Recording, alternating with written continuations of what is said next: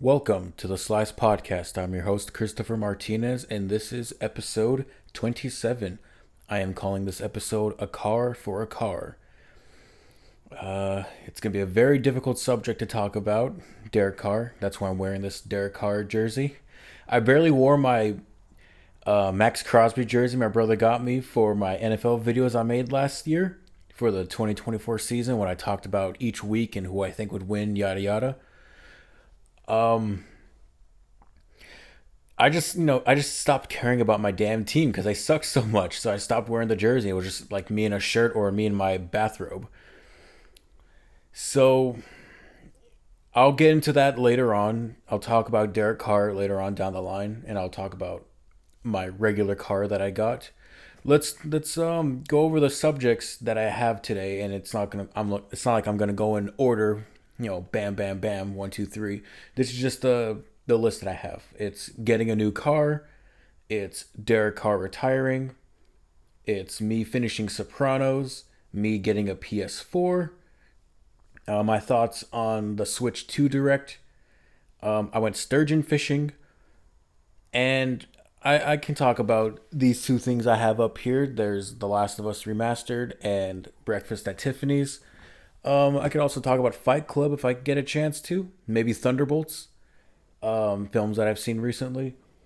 And something that I thought would be pretty fun was throw my bee and puppy cat plushies in the little popcorn bucket in the corner right there because I thought that'd be kind of funny. And I wanted them on the table, but I just didn't know where to put them specifically. I usually have stuff on the table here just to fill in the space, throw a little personality. I usually have a movie or a game up, so I thought why not put two of them up there today? Because that'll be fun.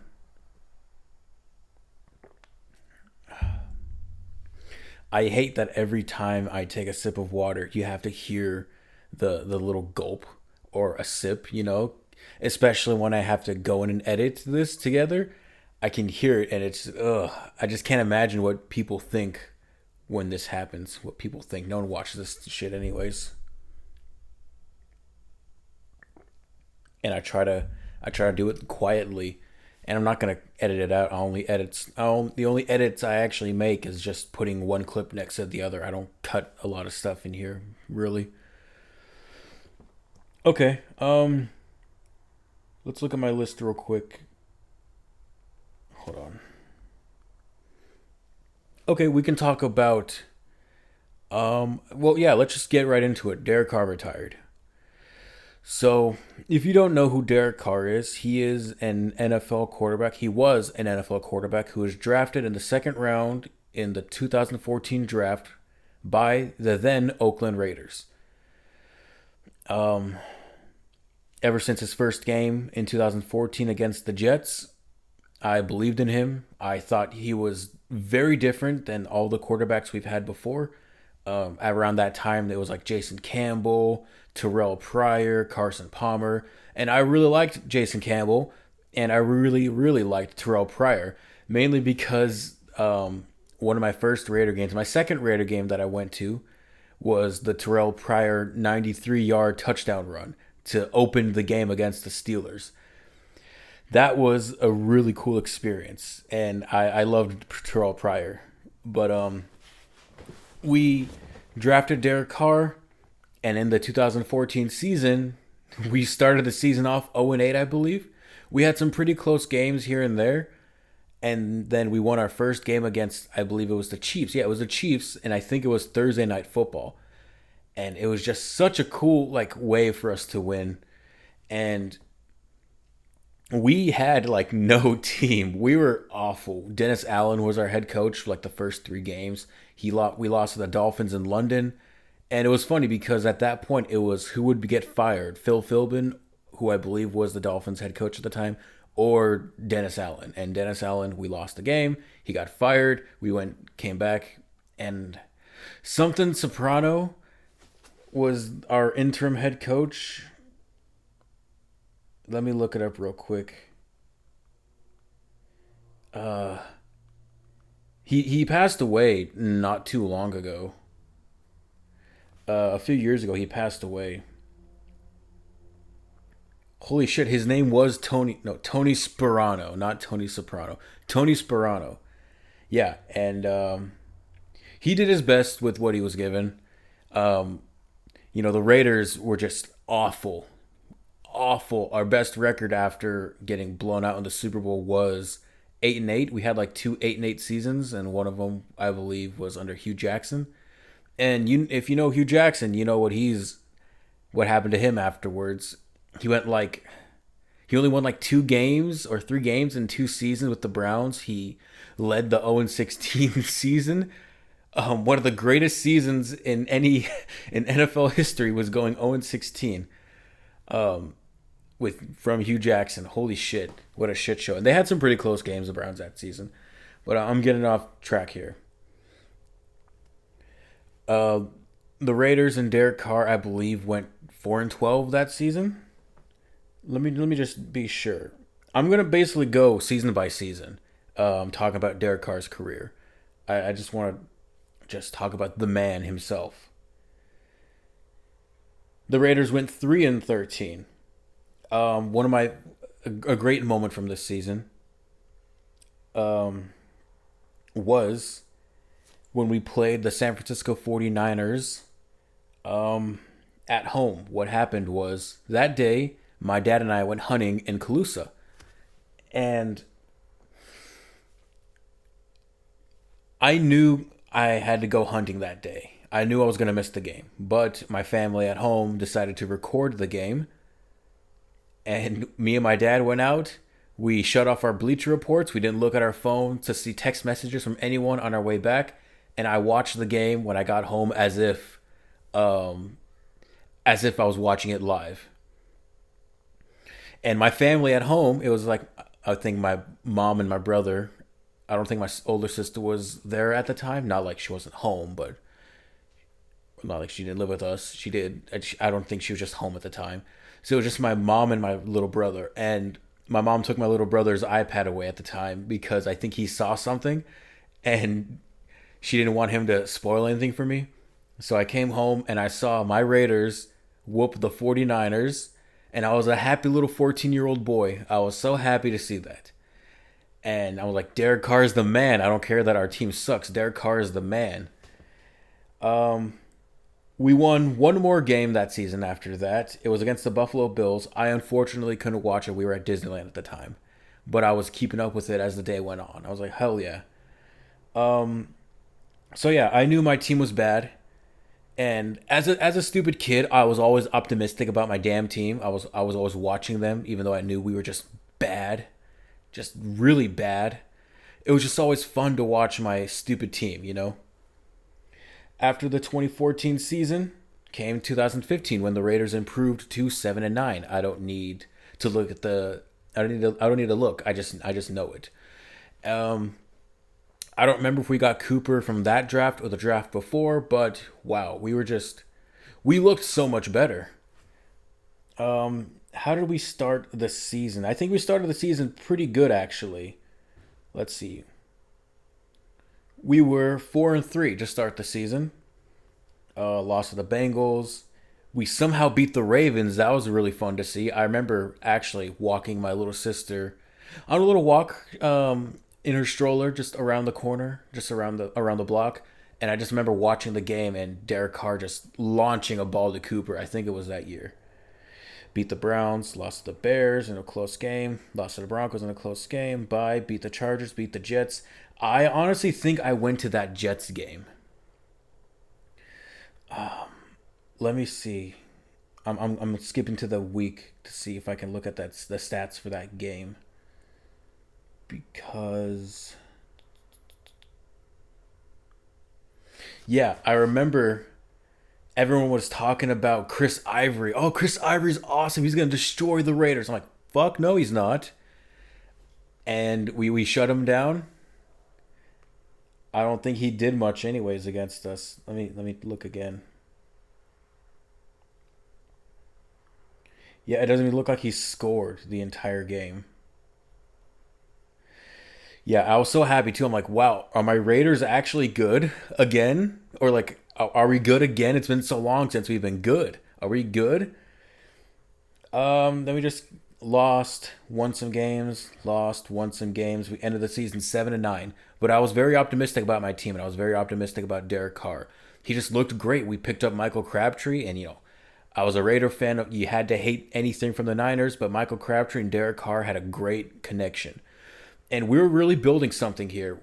Jack Del Rio was our head coach this season. Derek Carr just looked great. He he's one of my favorite quarter. He's basically my favorite quarterback, and one of the reasons is his deep bombs, his long ass throws down the field. Then came the 2016 magical season that no Raider fan will ever forget. We were 12-4. Man, what would have happened? I was at that game. I was at the Christmas Eve game when Derek Carr broke his leg. And there's a picture that I have where I'm alone in the seats. I have my stupid Raider pirate hat that my uncle gave me that I love wearing. And little 16-year-old me is just fucking sad, staring down, knowing that the season was over. It didn't matter that we made the playoffs. Without Derek Carr, we were awful. I knew we would have been awful. We couldn't even get a first down when Derek Carr went down in that game. We couldn't get a first down. That's how much he meant to that team. That's how critical, that's how important Derek Carr was to that team. That magical 2016 season. And he's had better statistical seasons throughout the years, but that was honestly his best season just because of how well constructed Jack Del Rio and was it Musgrave, our offensive coordinator at the time? Uh Let me see. I just need to figure out who our shit. I can't see, and I honestly, let me see. Bill Musgrave was our offensive coordinator. That's right, and they constructed an extremely powerful offense that can throw up 30 points a game. Basically, let's look at the regular season.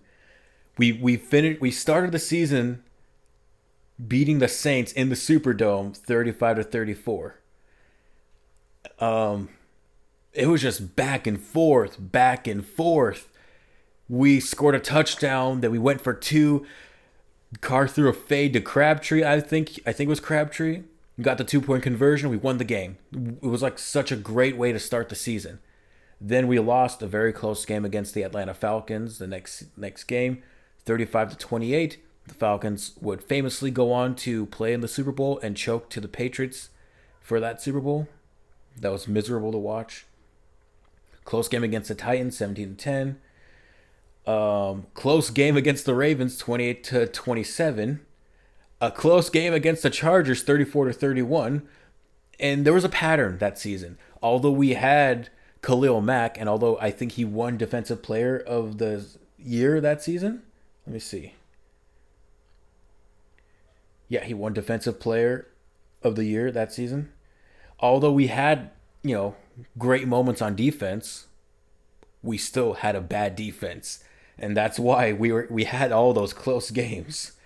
Lost to the Chiefs 26-10. The Chiefs have always been our kryptonite, in recent memory. We've probably beaten the Chiefs in the past decade 3 or 4 times. Beat the Jags 33-16. We beat the Bucks 30-24. Started the season 5-0 on the road for the first time since like 2002, 2003. That was an awesome game. That was Derek Carr's probably best statistical game. He threw 5 touchdowns, over 500 yards. He has the record for the most passing yards in a game by a Raiders quarterback, I believe. And he's the leader in passing yards and passing touchdowns for the Raiders, Derek Carr. He played there for 9 seasons. Wow, what an awesome guy. Beat the Broncos 30-20. Beat the Texans in Mexico 27-20. Very close game. That was the famous game where Brock Osweiler got the laser shot in his eye. We beat the Panthers 35-32. Khalil Mack had the pick 6 that game. And I think it was that game Derek Carr injured his non-throwing hand, so he had to wear a glove afterwards. Like he broke one of his fingers, and Derek Carr got injured throughout his career, and he kept playing. He barely missed games, for the final season he played with the Saints. We beat the Bills 38-24. We almost lost that game. We came back. It was pretty scary. Lost to the Chiefs 21-13. Beat the Chargers 19-16. Colts 33-25. I was at that game. We were up. We had a pretty sizable lead.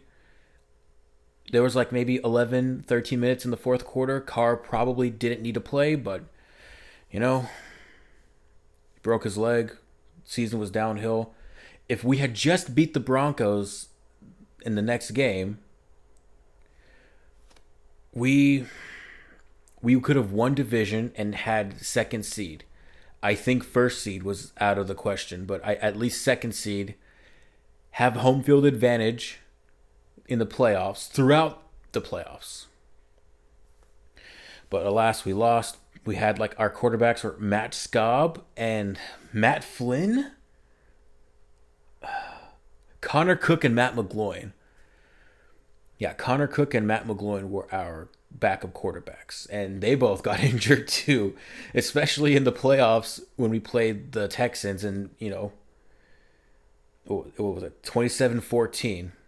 Latavius Murray, Jalen, also I think it was Jalen Richard's first touch of his career, which was against the Saints in the opening game, an opening season. He ran off for like 60 something yards. That was cool. I've always liked Jalen Richard. He was always like a very reliable backup. Just a running back in general. I don't know if he was a running back or a fullback. Anyways, Latavius Murray was booted off the team. Bill Musgrave was booted off the team. Mark Davis was our owner, and he was a dumbass. He's always been a dumbass. He's never been a good owner, ever. Then came the 2017 season. We finished 6-10, and we started the season out pretty strong. I think we started 2-0. Yeah, 2-0 against the Titans and the Jets. Lost 4 straight against the Redskins, Broncos, Ravens, and Chargers. Also, Derek Carr has never beaten multiple teams throughout his career. He's never beaten the Redskins, the now Commanders. He's never beaten the Rams. The Raiders, because he played for them majority of his career and was injured when the Saints played the Raiders. He's never beaten the Packers. And he's never beaten the Vikings. Those are 5 teams Derek Carr has never beaten in his career, off the top of my head. And he's lost to every single team except the Raiders. He's had bad defenses basically his entire career. And I'm sorry, you can call me a Carr lover, Carr cocksucker, as a lot of people would say on Twitter and shit when I argue with them. I don't care. I've defended Carr my entire career. He's mainly had a bad defense his entire career. And he's had to carry the team on his back. Back to this. We beat the Chiefs in a very close game, 31-30. I remember that. I think that was the game that never ended, with that the fourth and goal that went on forever because of all the penalties in the end zone. Lost the Bills 34-14. Beat the Dolphins 27-24. Lost to the Patriots 33-8. Derek Carr really never beat the Patriots until the 2022 season, to my knowledge, and then with the Saints the season after. Beat the Broncos, beat the Giants, then lost the last 4 against the Chiefs, the Cowboys, the Eagles, and the Chargers. The thing about the Cowboys game was that was the infamous index card, when that goddamn Gene Steratore used a double-folded index card to measure if the Cowboys got the first down or not on the 4th down conversion. And of course, because it was a double-folded index card, He signaled that they got the first down when they didn't. It was horseshit. And our season was on the line. Our playoff hopes were on the line. We were 6-7 at the time. And then something that Derek Carr has gotten shit for his entire career, they said he's never taken any risks. But when he dives for the end zone and just happens to drop the ball because he got hit, and it goes into the end zone and out, and it's a touchback, everyone gave him shit for it. He could have gotten out of bounds, but no, he fought, he dove for the end zone, and it just happened to fall out. And then the week after, funny enough, I think I saw Star Wars: The Last Jedi that night. I came home, saw, and then saw the end. So yeah, that sucked. Anyways, then it was Christmas. It was the Christmas game. I think that was Sunday Night Football against the Cowboys, actually. Because we had the Christmas game after. We lost to the Eagles 19-10. And it was kind of good that we lost to the Eagles because although Nick Foles didn't do much after Carson Wentz went down, it was kind of rocky. He was like good, but no one's really sure. They didn't do much that game. The Eagles ended up going to defeat the Patriots in like my favorite Super Bowl that I've seen, that outside of the Eagles dominating the Chiefs in the recent Super Bowl. Then we lost to the Chargers. Yeah. So after going 6-10, Reggie McKenzie, who was the GM, I think they booted him. Then they booted Jack Del Rio, and Mark Davis ended up getting John Gruden, who hadn't coached for quite a while at that point. I think about 10 years since he hadn't coached. They gave him a 10-year, $100 million contract. Then we got rid of Khalil Mack, even though John Gruden said he would keep Khalil Mack. But it was okay because with the trades, with the picks we got from him, we got Josh Jacobs, even though he's not with us anymore. So we kind of did okay from that trade.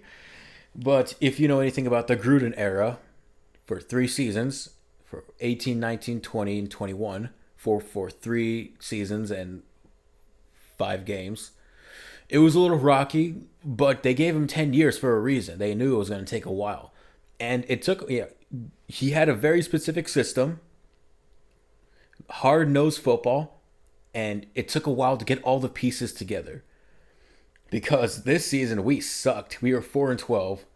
I was in college at this point, so it kind of sucked seeing my team suck in college around other people who watch sports as well.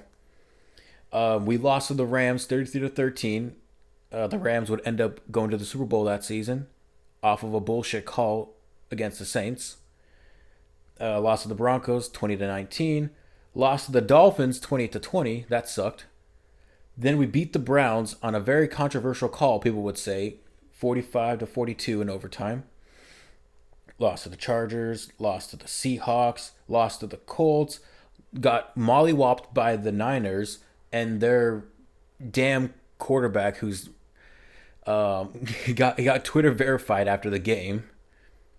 And it sucked walking around, going to the commissary with my Raider jersey on, this same jersey, and seeing my team get mollywopped, and seeing Niner fans go, ha, ha, ha. So, that sucked. Lost to the Chargers.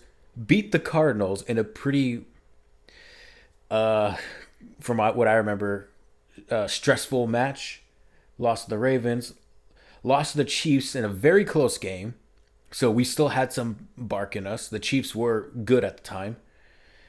Then, in a very stressful game, beat the Steelers 24-21. We almost lost. But, Derek Carr made some amazing plays. Rod Streeter, he was on our team at the time. Pretty fun receiver to watch. Lost to the Bengals 30-16. Beat the Broncos 27-14. Then lost to the Chiefs 35-3. So, yeah, it was a very sucky season. We were bad. 2019 comes around. I know I'm talking more so about the Raiders, but like the good Carr stuff's coming right now. Don't worry. Then the 2019 season came around. I'm in college still, on campus, Monday Night Football.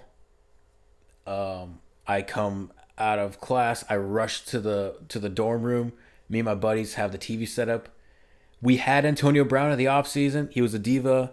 We gave him the boot. We didn't need Antonio Brown. Everyone was saying FAB or fuck AB in the stands while we defeated the Joe Flacco led Denver Broncos 24-16. Josh Jacobs was on our team. We picked him up in the draft. He was a great pick. Then we lost to the Chiefs. Then we lost to the Vikings. Then we beat the Colts in a close game. And I think Andrew Luck retired at this point, so that was very sad to see. Then we beat the Bears in a very close game. My buddy was a Bears fan in the dorm, so we were watching it together. Then we lost to the Packers in a very lopsided game. Then we lost to the Texans in a very close game because Deshaun Watson was a great quarterback, and then he became a freak. Beat the Lions, beat the Chargers, beat the Bengals in a very close game. The Bengals hadn't won a single game all season, so that was pretty stressful to win a very close game. And that was a very famous game for Carr because he scrambled around a bit in the ends in the red zone. Then he sort of dove and turned his body 90 degrees after he got hit to get a rushing touchdown. And at that point, we were 6-4. People were like, "Oh my God, the Raiders are good again. The Raiders have playoff hopes."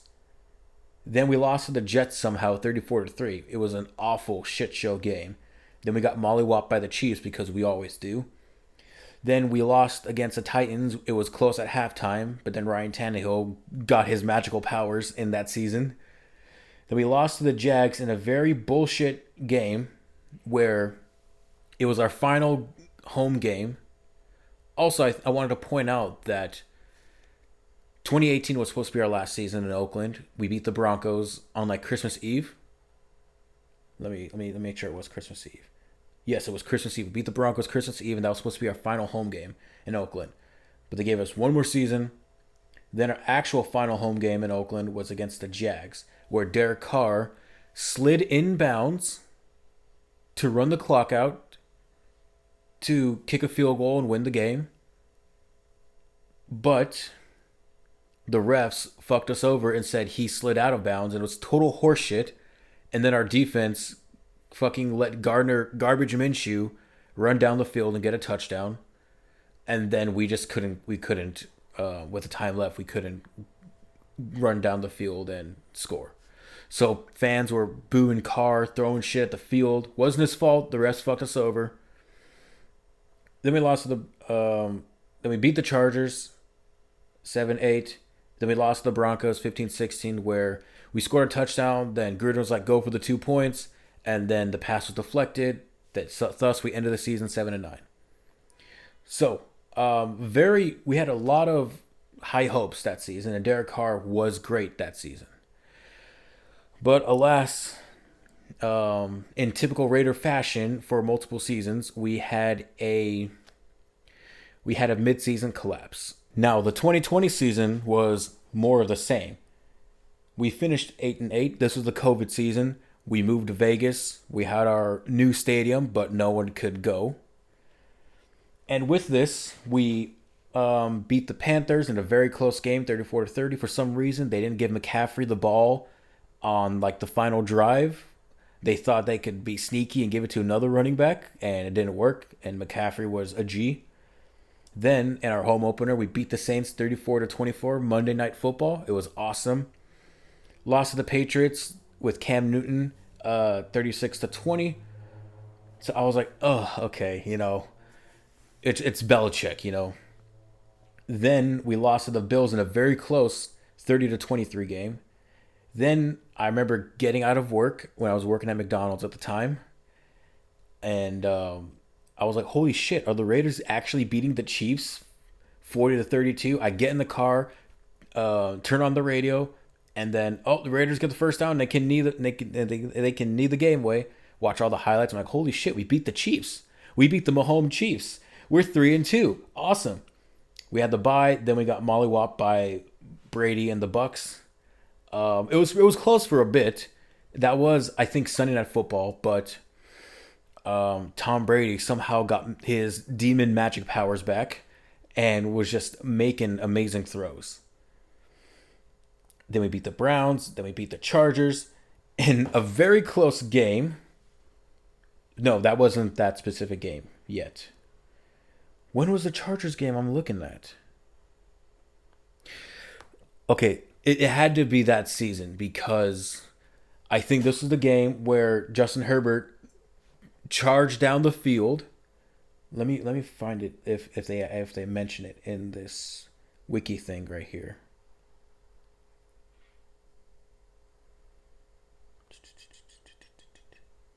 Yeah.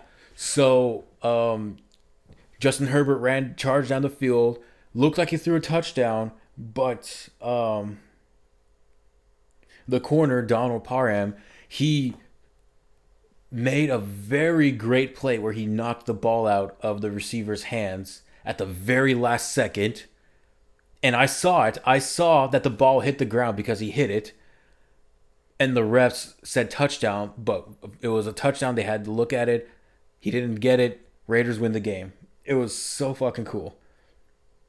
Hold on, I thought I saw something else here. Um, no, I guess I was looking at something else. So yeah, that point Raiders are 5-3. Then we beat the Broncos and we're 6-3. We're 6-3. We have very strong playoff chances, especially since we beat the Chiefs. What's gonna happen?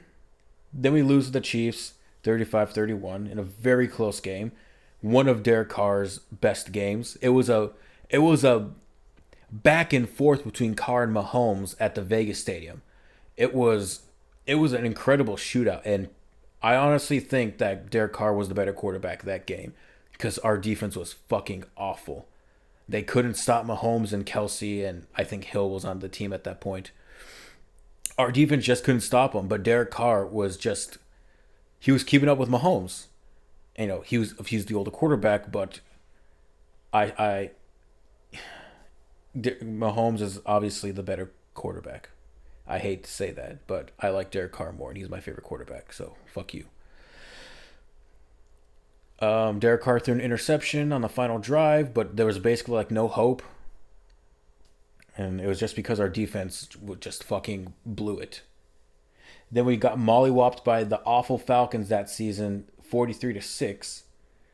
What were the Falcons? Yeah, the Falcons finished that season 4-12, and at that point, they were 3-7. It was another one of those games where it's like, why are we losing to awful teams? Then we beat the Jets 31-28 in a game that we shouldn't have won because Derek Carr threw it to Henry Ruggs, who shook out a defender. I think his name was actually Lamar Jackson, who the defensive coordinator was like, yeah, let's not play prevent defense. And Derek Carr threw to one of the fastest receivers in the game, and unfortunately, the next season, Henry Ruggs would be a dumbass and kill a lady from drunk driving. So yeah, we barely scraped by against the Jets, who at that point had not won a single game that season. Yeah, they had not won a single game that season. They beat the Rams 2 weeks later. That was really funny to see. We lost to the Colts 44-27. We lost to the Chargers in overtime. The thing with that game was Derek Carr got injured in the first quarter. He like pulled a hammy, so that sucked. Then we lost to the Dolphins 26-25 in a very stupid game where Ryan Fitzpatrick was playing, and we would have won if not for one of our defenders pulling a face mask on Fitzpatrick while him launching a ball down the field and the receiver catching it. And then because of the flag, it got extended further. They kicked the field goal and won the game. So yeah, that was very stupid. But it was also another pretty good Carr game. Then we beat the Broncos 32-31 in a meaningless game to finish the season 8-8. And just like the season before, we scored a touchdown, went for the 2-point conversion to get the kill, and won the game. So yeah, finished the season 8-8. I think that was one of Derek Carr's better statistical seasons as well in terms of passing yards. I'm going to look at his stats at the end of this. Don't worry. Then came our 2021 season, Derek Carr's second best season of his career because we went to the playoffs. So, Gruden's, let's see, 18, 19, 20. Gruden's fourth year. We have a good, solid team. We have Carr. We have Jacobs. We have Ruggs. We have Zay Jones. We still have Richard. We have Morrow. Let's look at the roster. Brian Edwards. We added Deshaun Jackson at some point for some reason.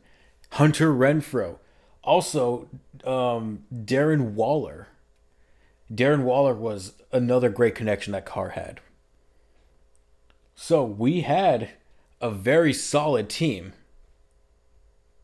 And thus, we started the season 3-0, beating the Ravens on Monday Night Football in overtime where Carr threw it to Zay Jones, who was wide open. Then we beat the Steelers 26-17 in what would be Ben Roethlisberger's final season.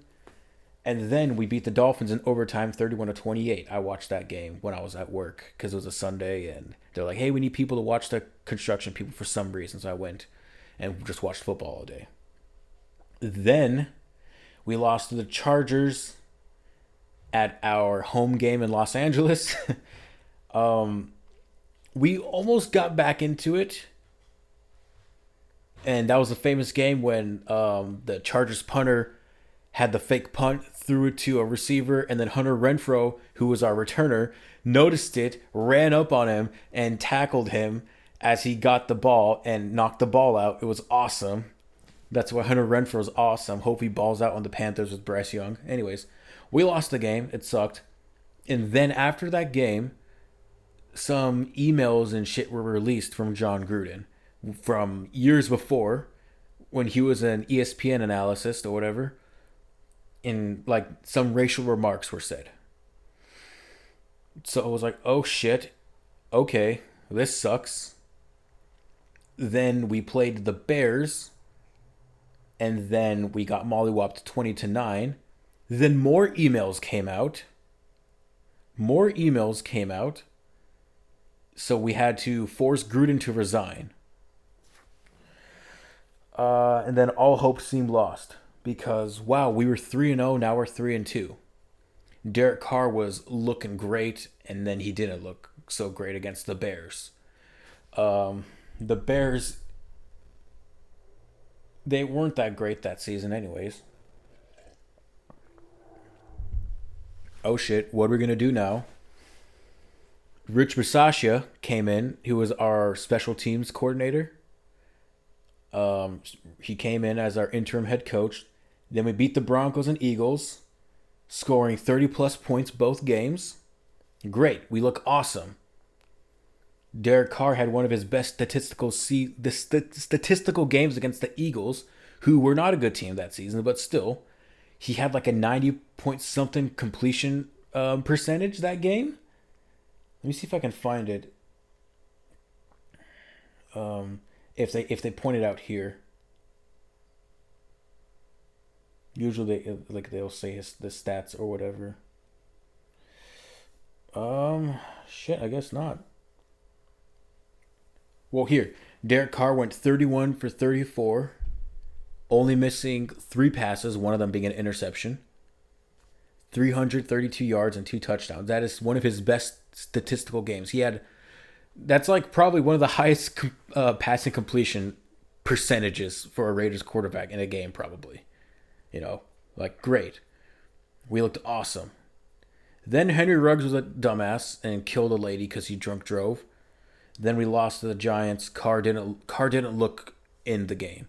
You can tell that he wasn't in it. Then we lost to the Chiefs. Then we lost to the Bengals. Then we beat the Cowboys in an awesome Thanksgiving game where Carr threw the first play to the Deshaun Jackson and got it in for like a 50-yard touchdown. Lost to the fucking stupid Washington football team. Lost to the Chiefs. Beat the Browns, Broncos, Colts, and Chargers, in which Carr went off Multiple games. We won 4 games in a row. Then we lost to the Bengals in the postseason. Don't worry, I'll look at Carr stats later on down the line. It's just important to note each season as it goes on for Carr's career. But yeah, he held us together that season. It's important to note every single season too because he held us together in our god awful 2021 season with all that shit going on with the Gruden emails, which I still think is fucking bullshit. That if they had it for so long, why did they wait for us to be so good? You know, I've never been such a big conspiracy theorist, like, oh, the NFL has it against the Raiders because of the Al Davis shit back then, you know? But it is still kind of sus that they had the emails apparently for so long, and as soon as we got good, then they threw them out. You know, what happened to the Dan Snyder emails? Did they not find shit on Dan Snyder too? You know, bullshit. And yeah, the things that Gruden said weren't good. Yeah, the things he said were not good. But it sucked that it happened, and it sucked that it drove a wedge between the team. But Rich Bisaccia came in, and him along with our great talent, and especially Derek Carr keeping us together, got us to the playoffs. Even though we lost the game because Carr threw the interception at the goal line.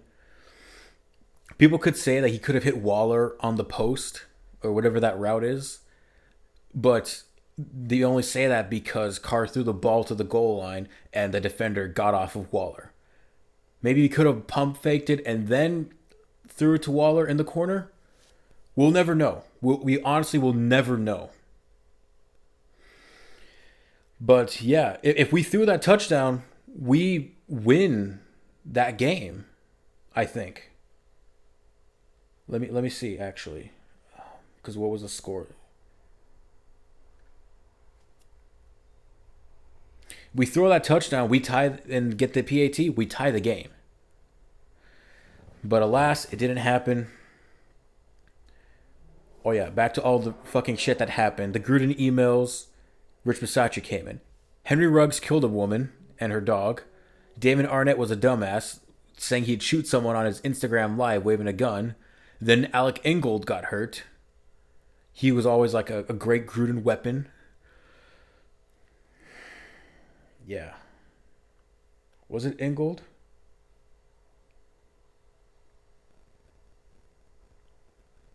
I just want to make sure I'm saying the right person.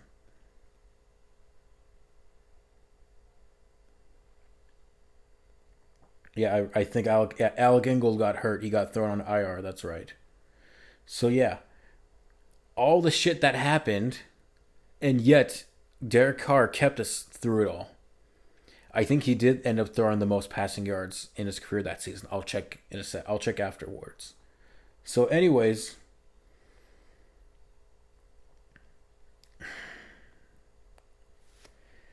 heading into the 2022 season, Mark Davis was a dumbass and didn't hire Rich Bisaccia. One of the main reasons why we were,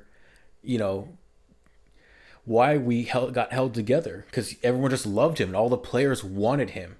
But Mark Davis was like, nah, I'm going to reskin the Patriots. Let's hire Josh McDaniels as our head coach. He did get us Devontae Adams.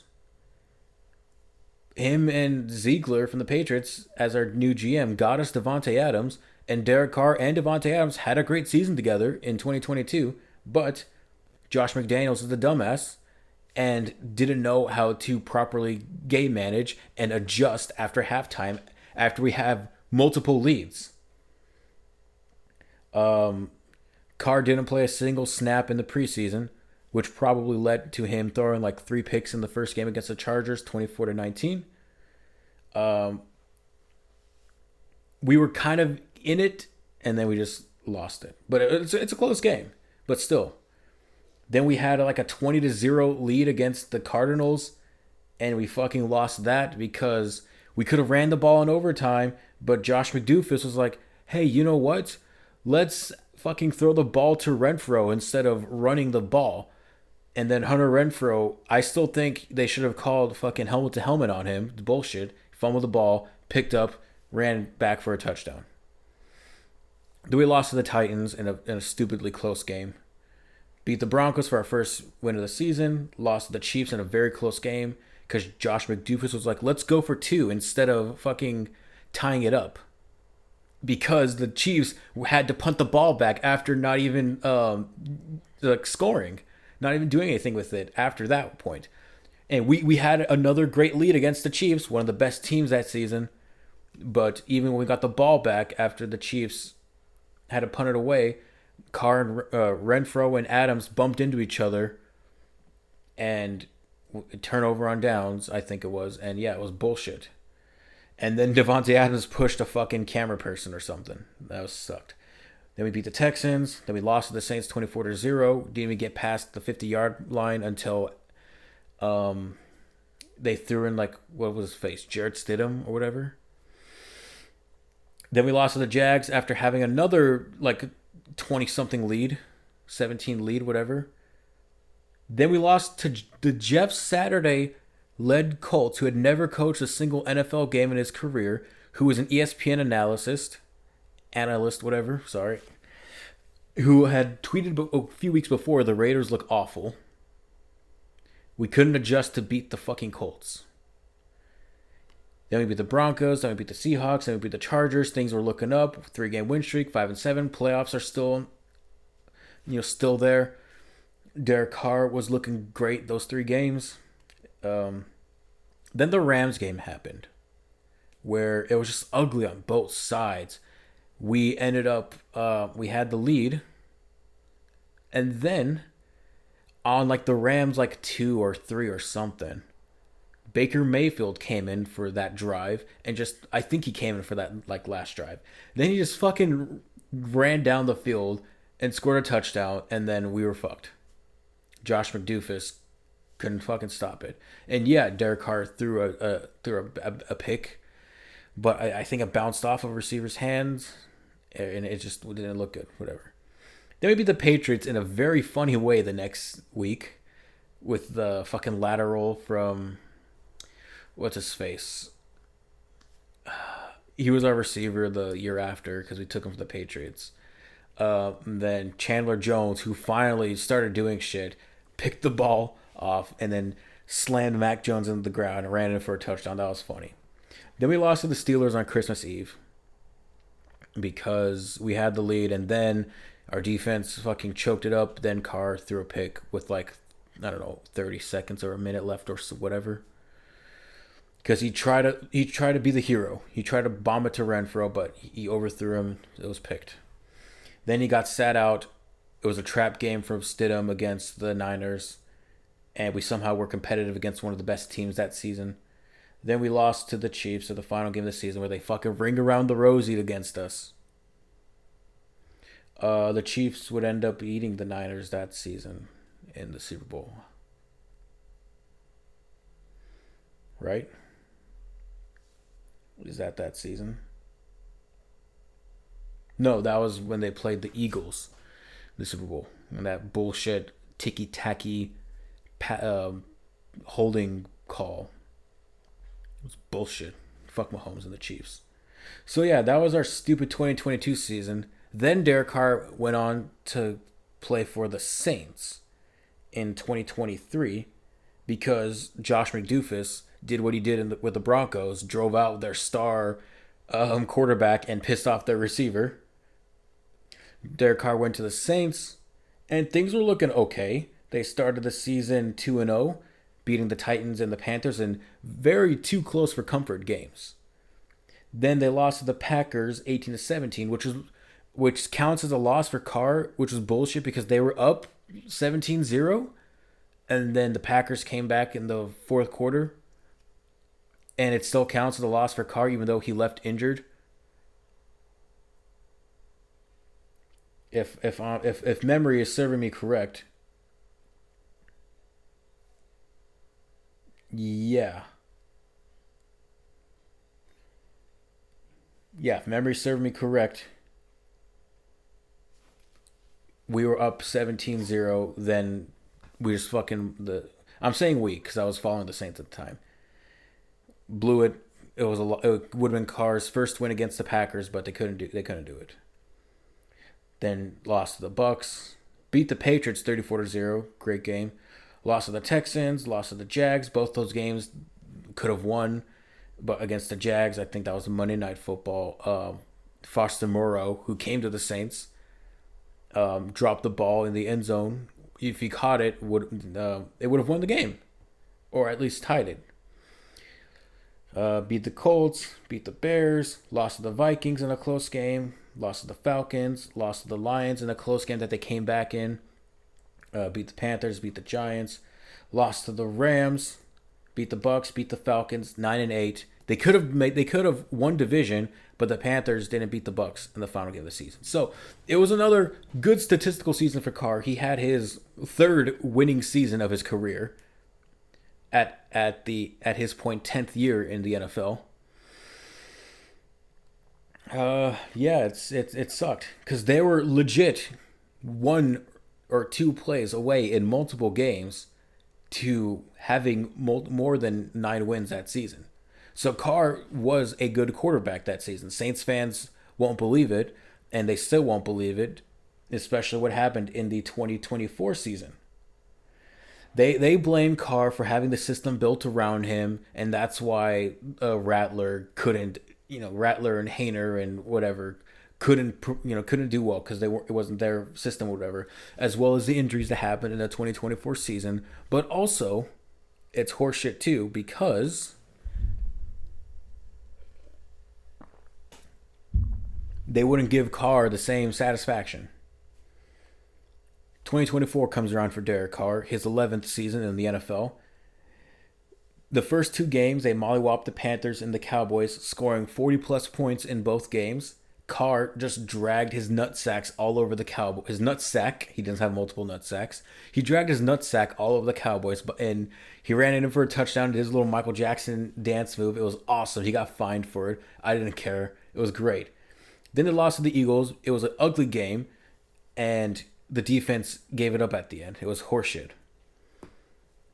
Yeah, they could have won games, but they were greedy and didn't take points when they could have. I was in Hawaii watching this game, so I was pissed at that point. And that was also the same week that the Raiders lost to Andy Dalton, and the Panthers were just awful at that point. And Andy Dalton just torched the Raiders, my Raiders. Then they lost to the Falcons in a very close game that the defense again blew.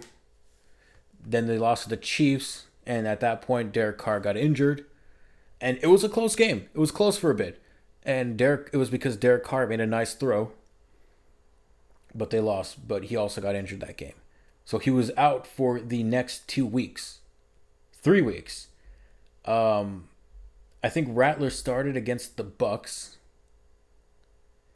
And the thing with Rattler, from what I saw, is that he can only produce and only have one good half at a time. Whether it be the first half or the second half. I'm sorry. Let me skip to the Bucks just so I can see if he did indeed start. Yeah, he did start, and yeah, he did have a good. He had a good first half, and it was tied up. 27. It was the Bucks 24, Saints 27. Yeah, Bucks 24, Saints 27, because the Saints just like, hey, let's score 27 points in the second quarter. And then they just got fucking mollywopped for the rest of the game.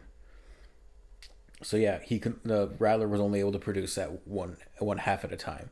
Just like how the Raiders could only do that a few years before. I think it's kind of funny. Then they lost to the Broncos, and then they lost to the Chargers. I wanted to go to the Chargers game, but Carr was injured, so I was like, nah, I'm not going to go. Carr came back. Then they lost 23-22. Carr's first loss ever against the Panthers. So all Carr had to do was lose against the Raiders, and he would be the first quarterback to lose to all 32 teams. I think he's the first quarterback to lose to all 31 teams, but not every single team in the NFL. Alas, he couldn't because he retired and he couldn't play against the Raiders because he was injured. Anyways, they beat the Falcons and the Browns. Then they lost to the Rams, very close game. Then against the Giants, because everyone's like, "Hey, Carr, you don't take risks and shit." He dove for the first down and fucked up his throwing shoulder. And alas, he was out for the last 4 games of the season.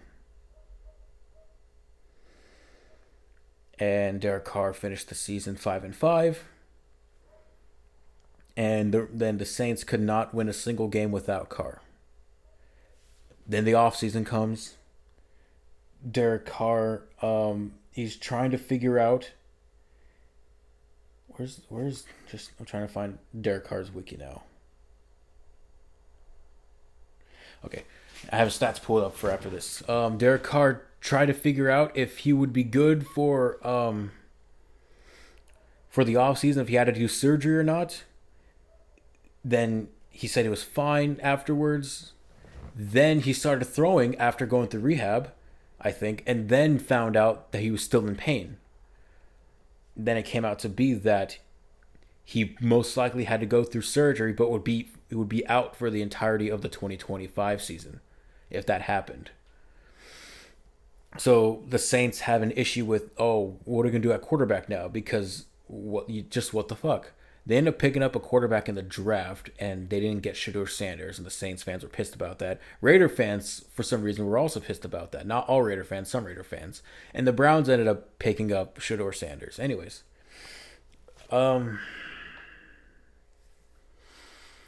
So Derek Carr decided it would be his best interest. Also, for some reason, he was trying to see if he could play for other teams as well. Derek Carr wasn't allowed to talk to other teams apparently, but because of his veteran status, Saints, overlooked it, which is like, okay, whatever. So yeah, Derek Carr looked at a few teams to see if they'd be interested, depending on how things would have gone with his surgery or whatnot. And then he ultimately decided it would be best for him if he retired from the game of football. And thus he did. What was the day he announced his retirement? Let me see. On May 10th, Derek Carr announced his retirement, saying it would just be best for him and his family. Yeah. He felt like he couldn't perform at his highest level even if he were to go through surgery, and it would not be certain if he would ever get back to 100% after the surgery. So yeah, Derek Carr was done for, and I'm calling this episode a Carr for a Carr because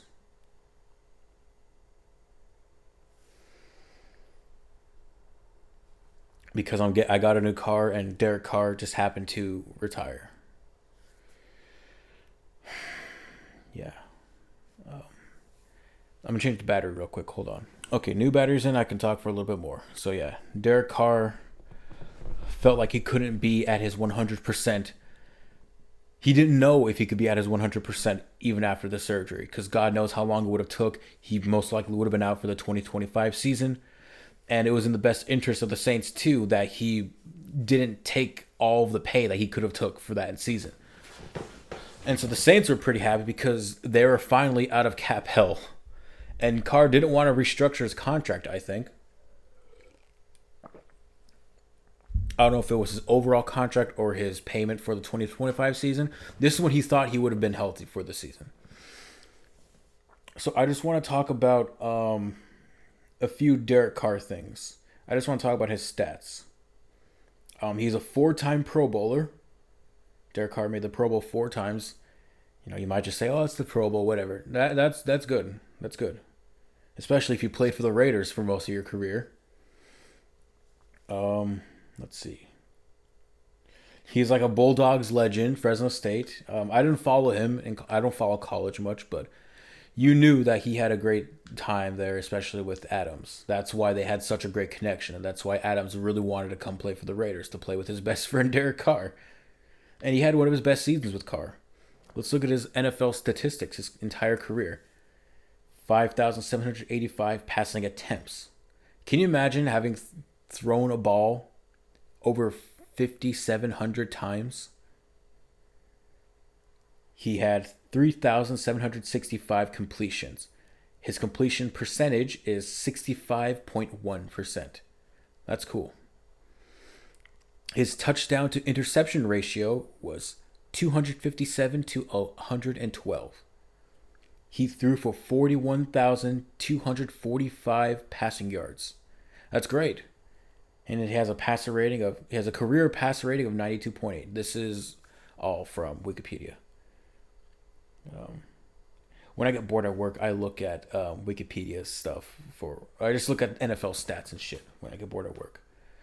Um, his best statistical seasons in terms of wins is his 2016 season, going 12 for 3.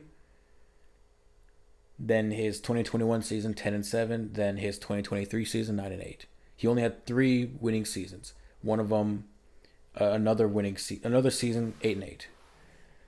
He threw the most completions in 2021. He had the most passing attempts in 2021. Was 2021 as well with 626. His highest completion percentage was in 2019 at 70.4. That means every 10 throws, 7 of them were complete. That's great. He had his most passing yards in a single season in 2021 at 4,804.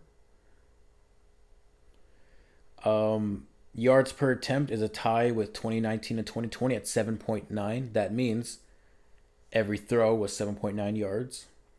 His longest touchdown pass came in 2017 at 87 yards. I think that was to Cooper, if I'm not mistaken. Either Cooper or Crabtree. He threw for the most touchdown passes in his career in a season in 2015 at 32. That's crazy to think. And 2015 wasn't his best season either. It was definitely an improved season, but he was the closest he's ever gotten to was in 2016 at 28. And if he played that final game, God knows he would have thrown 1, 2, 3, 4 passes maybe. He could have thrown five passing touchdowns maybe. Hell, if he didn't get injured in the Colts game, God knows how many more touchdown passes he would have thrown that game. He threw the least amount of interceptions in his 2024 season. That's because he played the least amount of games, standing at 10. And that's 5 interceptions. But if we want to get, more technical on this, if we want to, account a full season, or as full as can be, let's say his 2016 season, throwing only 6 interceptions. But alas, he didn't play the final game due to injury. So let's go even further and say his fullest final season, his fullest complete season, where he threw the least amount of interceptions. Well, first let's say the seasons in which he threw the most interceptions. That would be his 2021 and 2022 seasons, both standing at 14. Okay. Then it will have to be a tie between 2019 and 2023, throwing for only 8 interceptions. I think that's pretty good, only throwing 8 interceptions. But he did have a tendency to lose fumbles.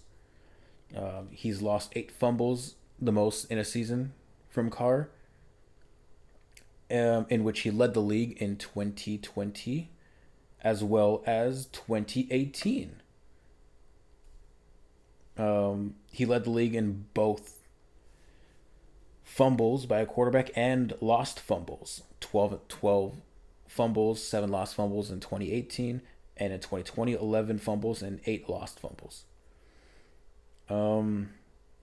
He's been sacked 51 times in 2018. That's the most sacks he's taken. Rushing touchdowns. 3 rushing touchdowns in the 2020 season. That's the most rushing touchdowns he's had. He's had 7 in his career. The longest rush that he's had was 41. I think it was against the Texans that season. I honestly can't remember. It's too hard to find. I can never find a highlight for that. I don't know if there's a game for it. Yeah, it had to be against the Texans, from what I know. That's his longest rush, 41. He has 956 rushing yards. That's great. Off of 327 rushing attempts. The most rushing yards he's had in a season is 2020, standing at 140. Um, I've talked about his stats enough. What are my favorite Derek Carr seasons? I'll have to say 2016, 2021. Yeah, those are my favorite, absolute favorite Derek Carr seasons, 2016 and 2021. 2016 for the fact that Raider fans finally had something to cheer for, that we went to the playoffs, and it was all because of Derek Carr carrying the team on his back. And 2021 because through all the chaos, he led the team back to glory, and that was the first season in which the 17 game season was enacted. It feels like I rambled a whole lot about this, but I felt like I had to. I had to for my favorite quarterback, possibly my favorite player in NFL history, Derek Carr, because he gave me hope as a fan of my godforsaken team. I felt happy watching games because of Derek Carr. As soon as he left the Raiders, I had absolutely zero hope, zero faith that we would do shit. And Antonio Pierce, at least, kept the Raiders scrappy. Josh McDaniels had a few wins under his belt in that 2023 season, but they just couldn't do it anymore. Antonio Pierce came in as the defensive coordinator to become the interim head coach, and we were scrappy. That's who the Raiders are. We're scrappy. And I'm not going to look at sports the same way anymore. I'm not going to look at football the same way. A guy who I rooted for 11 seasons is not playing anymore. And it's not like baseball. Players get traded all the time, Especially when you're an A's fan, you never know who's going to stay on your team. But when you're like a dominant player in the NFL, you're going to be on the same team. And Carr obviously was the thing holding the Raiders together, because in the 2 seasons without him, they went 8-9 and then 4-12, 4-13. It wasn't pretty. And the 8-9 season was more so in spite of Josh McDoofus and because Antonio Pierce was a scrappy guy. So, yeah, Derek Carr, the guy who I rooted for since game 1, since he started in his rookie season, and just, man. Raider franchise records. Most passing yards in a game, 513. That was against the Bucks in that overtime game. Highest pass completion percentage in a game, 91.2. And he's just the Raiders' passing yards and touchdowns leader. Right? He has to be. I'm trying to find. So, after rooting for a guy for 11 seasons, you're not going to look at the sport the same way anymore. I, I don't have faith in my Raiders. And I'm going to drop watching the Saints because I don't care. Without Derek Carr there, I don't care about the Saints anymore. They can go to hell. But back to my Raiders. I just, Derek Carr was a Raider in and out. He was a Raider because he was scrappy. He always was in the game. He gave it his 110%. And unfortunately, that's what led to his injury. He made a leaping dive, got turned, landed on his shoulder wrong, It's unfortunate that that is his final play, but what are you gonna do? I wish you the happiest of retirements, Derek Carr. Go spend time with your family, your loving family who you post on your story all the time. You're doing exercises with your kids and your wife who stood by you, and she seems like such a lovely person. And Derek Carr, he's just been such a great personality too. He's been such a cool guy. Everyone says they love Derek Carr, and he's a man of faith, and he talks at sermons and churches, and he says like God's super important to him, and that's great. And I don't know if you guys know this. Apparently, his wife had a miscarriage a while back, like earlier this year, and that's fucked. For a guy to have gone through that, like they didn't even know she was pregnant apparently. So that's really fucked. And in one of his things, he said, "I have X amount of kids, and one of them is in heaven, where we'll see that child later." It's sad. It's fucked. But like, he's always fought. He's always pushed through. Both, in sports wise and personal life. When Henry Ruggs fucking killed that lady, he was the one that said, as shitty as this is, I want to stand by my friend. And if no one's going to be there for him, then I'm going to be there for him. He acknowledged how shitty the situation was. It was fucking awful. He killed a man. He killed a woman, Henry Ruggs. And he felt like he took some of the blame for it. Or not like he felt like he took some of the blame. He felt like there was something he could have done because he was apparently messaging Ruggs the night it happened. And I'm sure that weighs on him. Him thinking that he could have done something about it. And he always said he's always there for his players. They can call him any time of day, It's unfortunate. It sucks. So he probably has that. He probably had that on his mind. And yeah, Ruggs killed a woman. It's awful. It's a fucking despicable thing to happen. But the man that Carr is, he didn't want to leave behind his friend. No matter what shitty situation it was, he wanted to be there for his friend as well. And say about that what you will, but Derek Carr was always a great man. So I'm sure he's gonna have a very happy retirement. He's made his money. He's made millions. He's had like $100 million contracts signed for him, multiple $100 million contracts and extensions, and dude won in life. He didn't win a Super Bowl. He's never won a playoff game. He is the quarterback to throw the most passing yards in a career to not win a playoff game. It sucks. It's unfortunate. I rooted for this man for so long because I so wanted him to just tear up the league and to hold a Lombardi. But alas, Derek Carr, he had to retire. So I hope he has a very happy retirement. I hope he enjoys time off and enjoys the time with his family. And who knows, maybe one day we'll see him back in the NFL as a quarterback coach or an NFL game commentator or an ESPN analysis like his brother David. So I think that's all I have to say on Derek Carr. He's given me hope.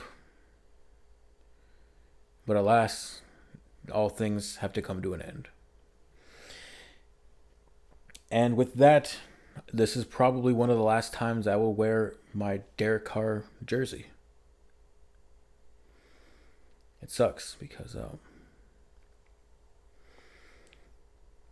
I wore this jersey so many times throughout his 11-year career. And he gave me hope. I loved watching him play.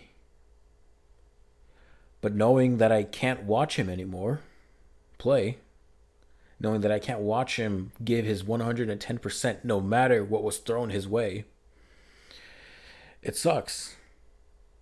I'm not going to look at the NFL the same way anymore because the league has changed these past 10 years. The players have changed, the rules have changed, the the length of the season, the seedings, the extra wild card spot, everything has changed. And Derek Carr was from a different era of quarterbacks. And there are still some quarterbacks around, like Geno Smith is still there. Jimmy Garoppolo is still there, but they're not Derek Carr.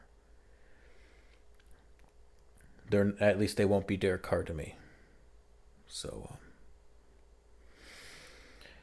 I'll have to wear my Max Crosby jersey that my brother got me now. I mean, I didn't wear this jersey this last season.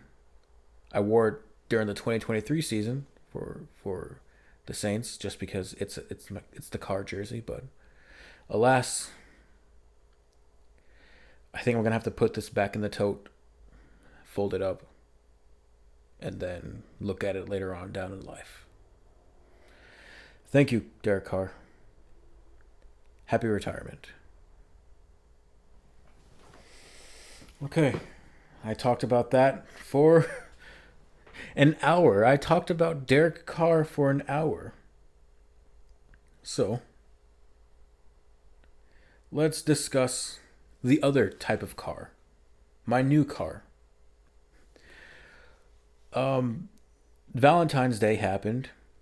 I went out with my girlfriend to a restaurant, and that was a night that happened.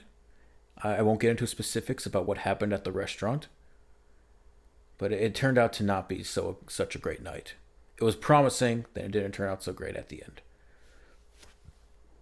But she spent the weekend at my place, and then we were gonna go back to her place to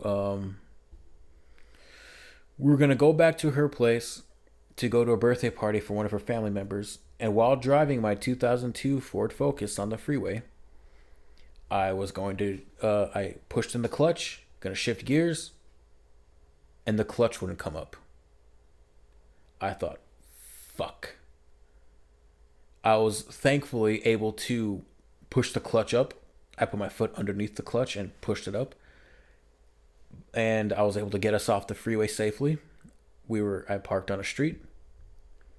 And I was able to shift gears throughout, and then it would get stuck again. So I thought, I can't do it anymore. I've sunk too much money and too much time into this car. My 2002 gold Ford Focus that my parents got from my sister, and that which I inherited afterwards. And she did me good. Her name was Goldilocks. She did me good for some time. I drove her for like 5 years. I started in 2020 when I moved back home from COVID. Like in March, during the summer, I got a job at McDonald's, and I was like, I got to learn how to drive this car. So I did. And a while before, my dad was teaching me how to drive the Focus. The first time we went out, I did actually pretty good. And the second time, I got all stressed out about thinking about how to change gears, when to change gears, yada yada. And I stalled so many times. My dad was like, "Son, if you stall so many times, you could fucking fuck this up, right?" Like, oh no, I don't want to get stuck. I felt ashamed that I couldn't do this. But I practiced and just drove around the block multiple times, then drove it to work when I started working at McDonald's. And what was fucked up was that the speedometer was broken. It wouldn't show the how fast I was going. So I ended up taking it in later because I saw the check engine light was on. I said, "Oh, what is it?" "Oh, your speed sensor." So they fixed it like really quick. I took the day off of work to go so she can take me to drop the car off. I didn't know how long it would take. We drove home and then got the call. As soon as we got home, "Hey, your car's fixed. Come pick it up." It was like 20 minutes. Like, what the fuck? So we went back to get it. Then I drove my car back home. I was able to see how fast I was going. I was like, oh, fuck yeah. Now I know. I had to just go off of how the car sounded. I had to shift. But now it was another way of just knowing. So I moved to Compton the year after in 2021. I drove the car all around Stockton to visit family. Then I drove to Sacramento when I worked on my movie with my friend. Did I take the? No, I took my dad's truck, I think. Yeah, I think I took my dad's truck and not the Focus. Fuck, I can't remember. Anyways, I did take the Focus up one day in Sacramento, and I moved to Compton the year after. I drove my dad's truck first because I had to move all my shit here, and then everything else I just took in my car, the Focus, and Goldilocks got me around everywhere in Los Angeles for multiple years. I had to do a few things for her. After my collision that happened when someone ran into me, it took me so long to put in a new headlight. I never changed the fender on it because it was just, and for a while it was just like a big old piece of metal just hanging out like this. So that was funny to see. Um, but I probably had like three clutches put in just because I kept burning them out.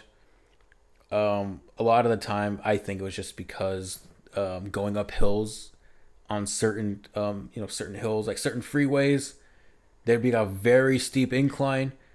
We went to the Greek theater one time. It was a hellish incline. So yeah, I just think a few of those moments just were just too much pressure on the car. Um, yeah, just a lot of stuff I had to do. Um, Something happened where I couldn't shift into any gear. I was able to push the clutch down, but I couldn't shift into any gear. I forget what the specific part was, but that snapped. It was I can't remember. I was talking to my dad about it too a while back. That got fixed.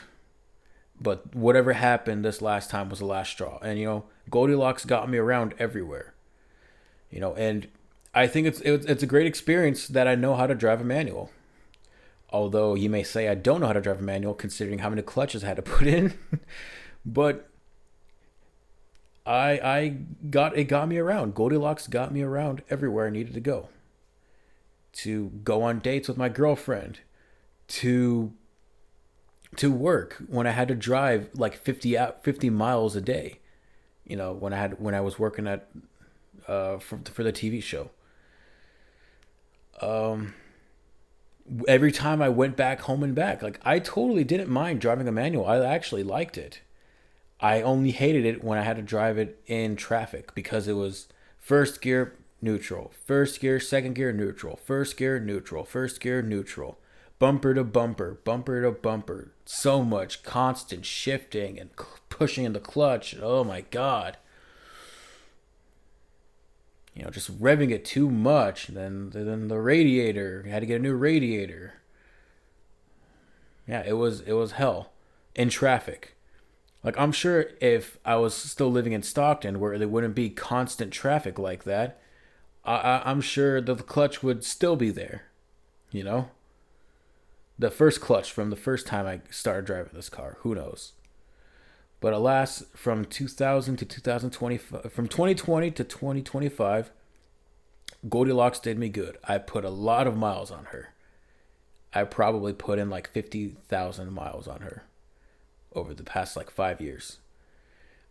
And it was the last straw. I decided to fly back home. Well, I had my car towed back to my place. Then I flew back home the next day, met up with my family, asking my dad for advice and help with like the best way to go about buying a car. This being one of my biggest like deals ever in life. Because getting a car isn't easy. Gotta, however you finance it. I won't get into specifics about how I got this vehicle, but it is a 2018 Hyundai Sonata, white, and I love it. I love it. I love it. Honestly, I didn't care what year it was. I just wanted an automatic. But the fact that it's a somewhat newer car, I don't care. You know, It's gonna get me to and fro, and it drives well. I like it a lot. It's an automatic. I don't have to worry about shifting all the time. AC and heater work fantastic, you know, with it being a newer car and all. And I'm very happy with it. And my girlfriend's very happy with it as well. And because of the price, I knew it was like what I wanted, you know, from day one, from when I saw it. There were a few, like I was looking at Kias too, because I really like Kias. I actually wanted a Kia Soul, but my dad was like, "You're not getting a Kia Soul." And then I saw a video about why furries love Kia Soul so much, and I'm just like, I'm glad I didn't get the car. I drove it for a while when I got a rental when I went up to Stockton last year to visit my dad for Father's Day with my girlfriend. And when she met the rest of the family outside of my mom, dad, and two little sisters, we liked the car. I liked it. It just felt nice, very spacey. But I love my new car. It's spacey. There's a lot of room to it. I'm comfortable in it. It's kick ass. I love it. And I'm very happy with it. I am very happy with it. I'm happy with the price. I'm happy with the mileage on it. It gets me to and fro. And when you get a car, you got to name it. The old car was Goldilocks. And with this car, I'm like, man, what am I going to name it? I don't know. So I'm driving around, I'm listening to Caravan Palace. I'm like, man, I wonder if I can name it something like Caravan. I'm like, Carolina. Yep. The car's name is Carolina. She's a beauty. My girlfriend doesn't like the name. I don't care. We've argued about it. She said it's a bad name. I said, I don't care. It's Carolina. Her name is Carolina. So Carolina, the 2018 Hyundai Sonata, she gets me around. I'm very happy with it. So yeah, that's my discussion on the car. What else do I have on my list here? I finished The Sopranos for the first time a while back, maybe about a month or two ago. What happened was probably around high school, either high school or late middle school. One day, my dad, somehow The Sopranos got brought up, and my dad said, "You've never seen Sopranos?" So we probably watched like 6 episodes that day, I think. And I'm like, man, this is cool. I was still young and I didn't really understand everything about it, but I was enjoying it. I'm like, wow, this is awesome. It's cool. Years later down the line, Sopranos, meme to hell and back, like everything else is. And then I got HBO Max, and one of the biggest draws to it was The Sopranos. So during COVID, my brother ended up watching it, and I'd watch it along with him. And so because it's a at this point over 25-year-old show, like I knew the spoilers for it. Spoilers for The Sopranos, by the way. I knew the spoilers for it. I knew the implied ending that Tony could have died at the end. I knew a lot of spoilers. There are a few things I didn't know though. And one of the funniest things was I knew about the Pine Barrens episode. When Christopher and Paulie get stuck in Pine Barrens and it's snowing like hell, it's cold as hell. One day, my brother's watching Sopranos. I'm talking to my dad with him, and I said, Zach, you get to the episode with ketchup? He goes, no. So I go to my dad. I'm like, is this the episode? He goes, yeah, it's the episode. And then it's the episode where they find the van while they're in the snow looking for the Russian guy that they had to kill but failed to do so after trying to collect money from him. Then Polly was an asshole. They find the ketchup packets and they start eating ketchup packets because they have nothing else to eat. And they're eating it with relish. And that's a little frozen. It's so fucking funny. That's an episode directed by Steve Buscemi, who later became a character later on down the line in season 5. So my brother ended up watching and finishing Sopranos during COVID. And I watched a few episodes along the way. I'm like, man, like this show's great. I can't wait to start it on my own. So when I moved down to Compton, I started it. And I probably got to season 3. And then I stopped watching it for a while. And I'm like, oh shit, where did I leave off at? So maybe like a year later or two or so, I restarted the show, got to season three, and then again I stopped. I'm like, what the fuck? So I started watching a few episodes in season three. I'm like, okay, this is probably where I left off. And I just said, fuck it, let's just restart it. So I restarted it, and then I actually made time to sit down and actually watch The Sopranos. And I probably got to season six, and because of some issues I was having with my internet and the pricing for it, I said I'm getting rid of my internet. Because I would only watch The Sopranos on my TV. I wouldn't want to watch it on my phone. I wanted to like watch it on a big screen. And I had so much downtime at work, so I'm just like, fuck it, put it on the phone, let's just watch it. So I probably watched season six, part two on my phone. I think that's when I mainly started watching it on my phone. And I loved The Sopranos. I absolutely loved it. And I don't watch a whole lot of serious TV shows, but the ones that I have been my favorites. Better Call Saul, Breaking Bad, The Sopranos. And I'm gonna be honest, I think Sopranos might be my favorite TV show. That isn't Steven Universe, because I'm still a fucking child. You know, but it's so fucking good if you haven't seen it. I know I said spoilers, but still, it's incredible. What do I love about The Sopranos? It looks great all throughout. It's a fantastic looking TV show, and it's directed beautifully every single episode. There are some weird moments here and there of like just very nitpicky small editing moments. Especially that weird freeze frame in the episode Cold Cuts. I think that's what it is when Carmela tells the guy at the school that she had like a weird relationship with. She's like, "Oh, I'm getting back with Tony." And then she walks away. Then it goes into slow motion, but it wasn't filmed for slow motion. And then it freeze frames, and then it's like a fucking Star Wars swipe or whatever to I don't know if it fades to black or if it does like a weird swipe to the characters at Uncle Pat's ranch. And I'm like, what the fuck was that? I rewound it because I thought I was like fucking tripping, or I thought like my TV messed up for a second. Nope, that's just the episode.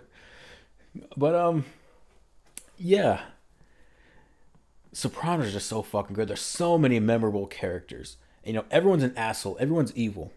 Tony Soprano is an evil character. Christopher Moltisanti is an evil character. Paulie Walnuts is probably the most evil character in the show. But you love all of these characters because of their funny ass moments, because of their great lines, their memorable small interactions with each other. It's all great. And, the show is fucking hysterical. There's so many funny moments. Paulie is probably the funniest character in the show. He has so many great lines. I really can't think of any moments off the top of my head right now, but just know it's a hysterical show. There's so many great moments between different characters. Christopher and Paulie have so many funny like rivalry moments and then just funny moments throughout the line, and it's kind of a shame with what happens at the end. Let's see. Outside of the comedy, kind of being like the redeeming factor for these evil characters that you want to root for because, you see their relatable moments. The show has very, very outstanding moments of characters of them like being relatable because they're human, because they have flaws, because they have insecurities and they're hypocrites. There's a moment in the show where Tony sees that Janice, his sister, who is just like a constant pain in his life, she's on TV for getting in a fight at her stepdaughter's soccer game. And because she's Tony's sister, Tony's name is also thrown on TV and he's pissed off. She says, "I have an anger problem. I'm going to therapy." She ends up figuring out that she can control her rage and stuff. She does. But Tony is such a miserable asshole. He can't stand to see Janice control her rage. So he intentionally pisses her off to the point where she wants to get into a fight with him, breaks down, and Tony's reveling in seeing someone break down and be miserable because he himself is miserable. Later on down the show, he has to go on the lam with Polly for a bit because of some past actions getting possibly sprung up. So while they're out, Polly keeps saying, "Remember when? Remember when? Remember when?" And he keeps talking about the past. And Tony, for some reason, hates it. He says, "Remember when" is the lowest form of conversation. And Polly's just talking to everyone about every single thing, even though they're supposed to be on the lam. They're talking to an old friend of their, Beansy. And Beansy says, "Well, he's always been like that, you know. He means no harm. Polly's a good guy." And even like the fucking girl that Tony ends up sleeping with that night, she goes, "Well, Polly makes it seem like you two are best friends." He goes out to his balcony of his hotel room and he hears Polly's infectious laugh, his but he's laughing loudly, watching TV, sitting on the edge of his bed. He goes, and Tony is such a miserable asshole. And you could see this as multiple ways. The way I see it is that Tony is such a miserable asshole that seeing Polly laugh at just a TV show is so awful to him because why are you so happy all the goddamn time? Or do you have like Tourette's or something? He says that to Polly, like, "Do you have Tourette's?" You're, it's kind of hurtful. Polly would say, "Kind of hurtful, T." But anyways, he's such a miserable asshole. He's such a miserable asshole. You can't see someone else be happy. It's either that or he just finds Polly annoying. And he finds his laugh annoying. He finds his storytelling annoying. But we all know it's because Tony is a miserable, depressed asshole. And Tony is an evil prick throughout the show. But you love him because he has all these moments with Dr. Melfi, his therapist, and she brings out his insecurities and his hypocrisies. One of my favorite scenes is when I think it's when they find out that Vito is gay. He says, "He's your fag." And Dr. Melfi's like, "Well, what's wrong with that?" But it's because of the environment Tony's in. They don't like gays. And because he's a Catholic, he says he's a strict Catholic, they don't like gays. He says, "Oh, whatever what consenting adults do in their bedrooms, it's up to them, But every TV show trying to push it down your throat." And he says, "Oh, but that lesbian thing, that lesbian couple in that one movie, that's pretty cool." So it's his hypocrisy, You can't say you don't like gay things, but then go, "Oh, lesbians are pretty cool, though."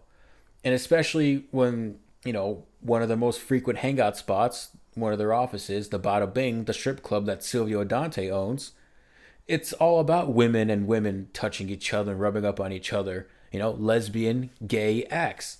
Another form of hypocrisy from Tony Soprano. And it's not just that, it's not just Tony and Christopher and Polly and Janice. It's every single character has insecurities and hypocrisies about them. And it's more so highlighted because of just how great of an actor every single goddamn character in this show is.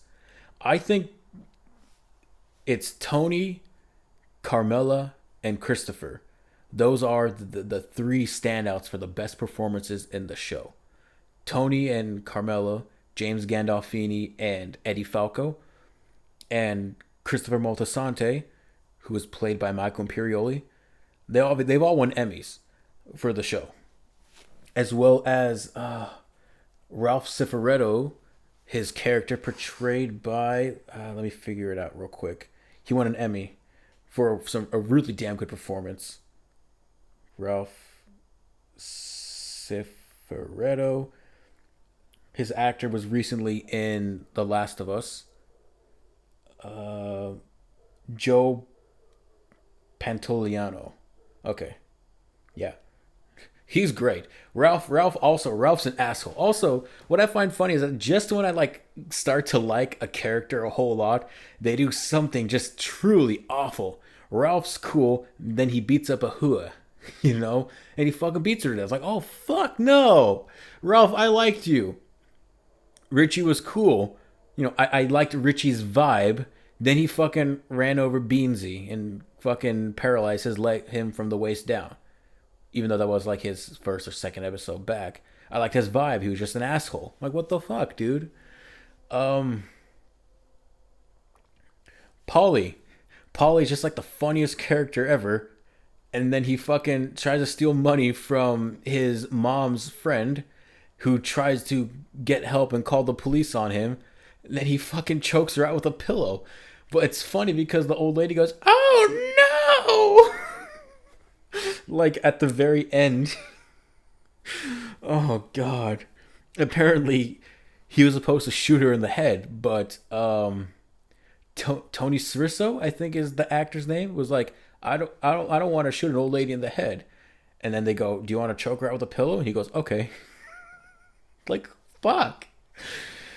Oh shit. Okay, I'm sorry. Back to like the acting.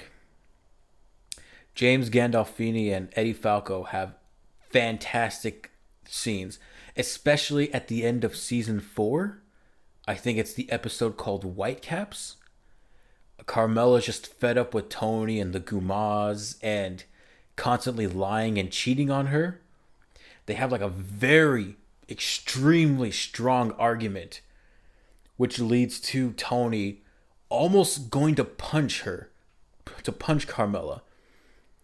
Call Carmela annoying and, like has a bitchy attitude. Have the same attitude you do with her as Skylar from Breaking Bad, but they're both valid characters. Skylar's a valid character as well as Carmela because of the constant lying being done to them.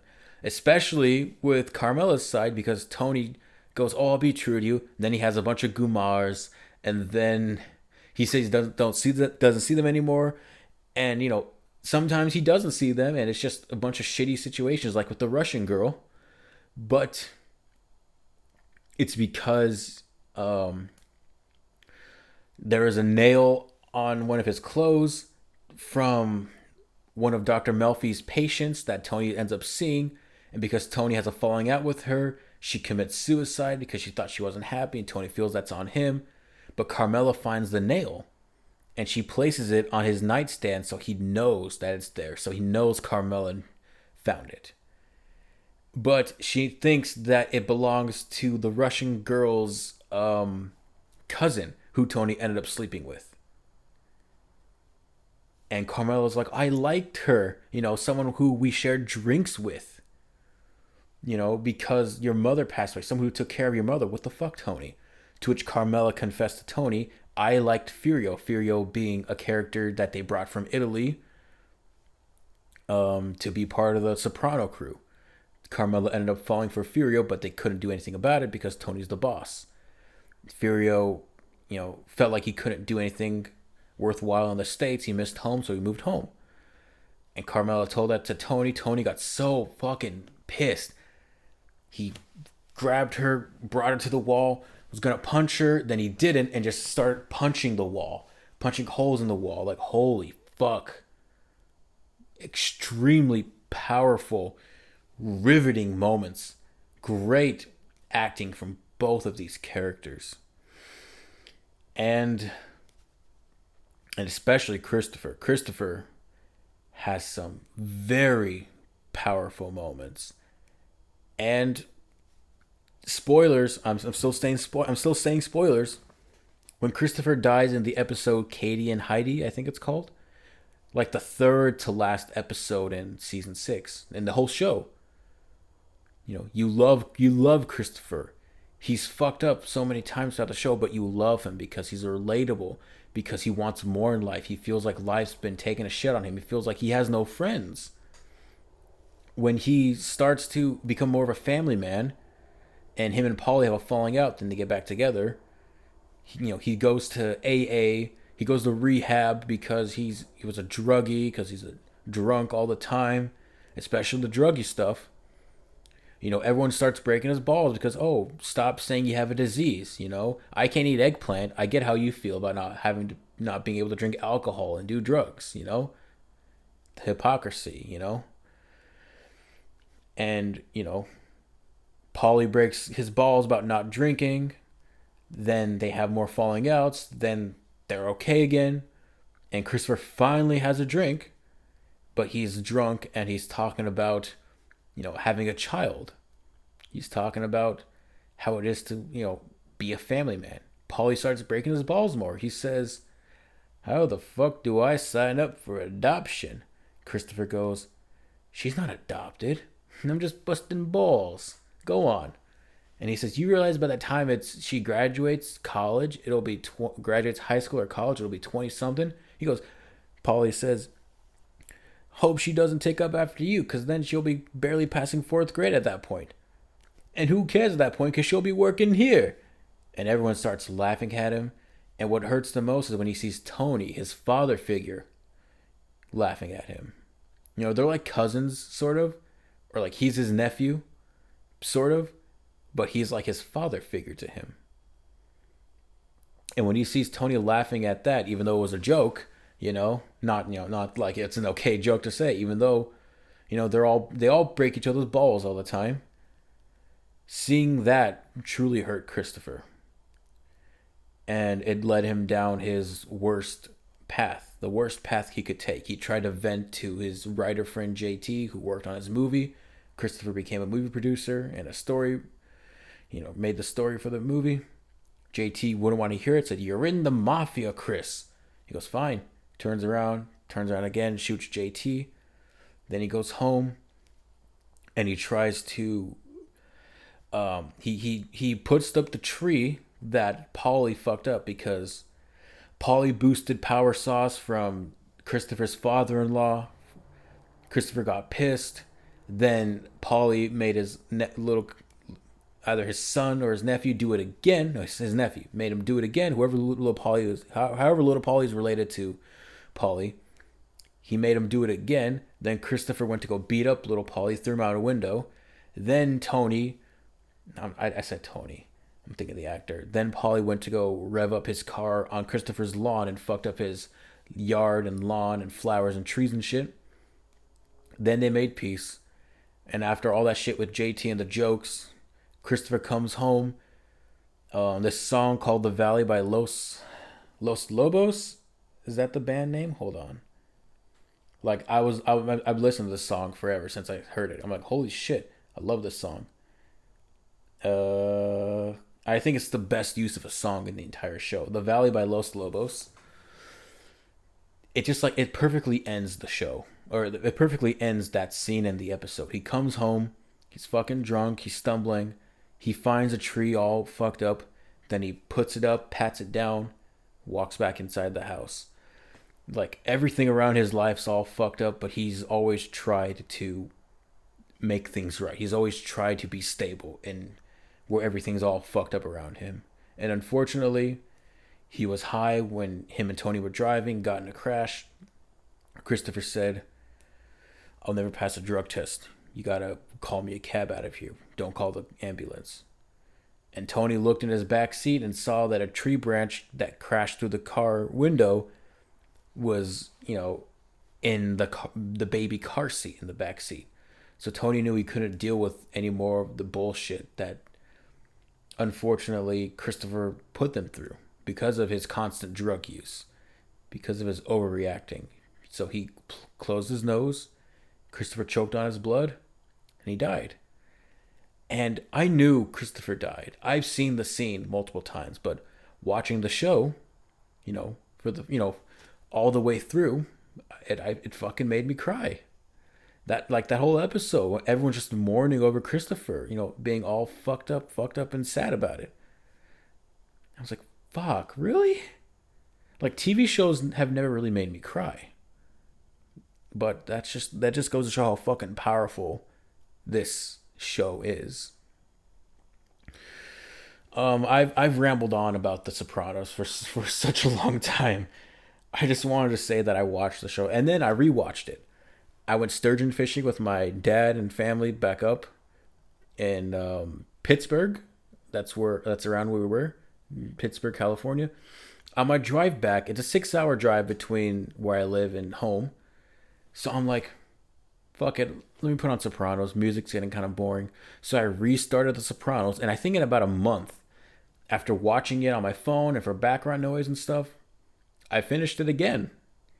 And I really wanted and needed a second, like, full rewatch of the show just to validate my love and feeling for this show. Like, holy shit, it's an incredible show. It's probably like one of the greatest shows ever made.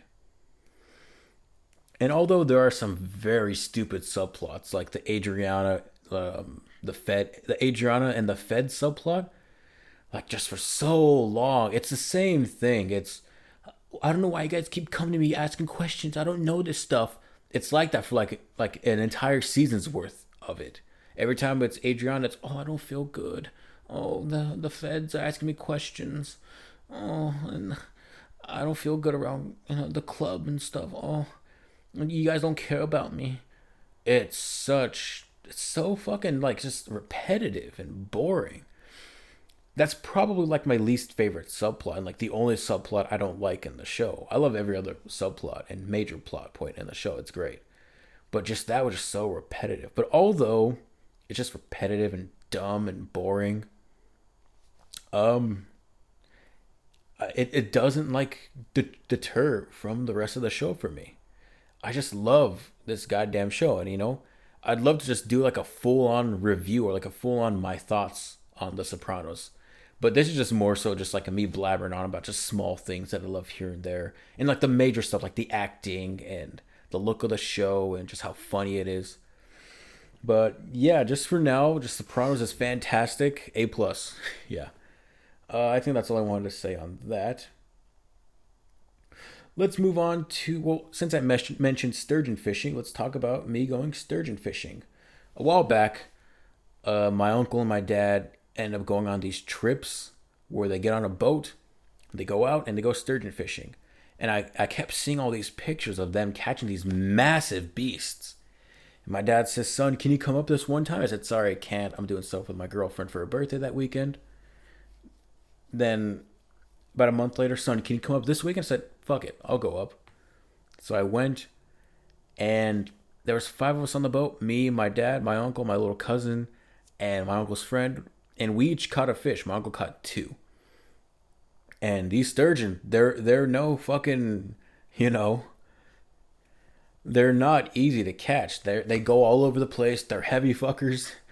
And although I reeled mine in pretty quickly and didn't feel like I had to fight a whole lot, I recorded my dad and my little cousin reeling for 5 minutes. 5 entire minutes reeling and fighting with these massive beasts. And it's really fun. And, I haven't done anything like that in a while, fishing. Being out in nature like that. And yeah, there was a lot of downtime of just sitting there, looking at the water, feeling the waves and all the water splashing on us. But you gotta love that. There's no feeling like it.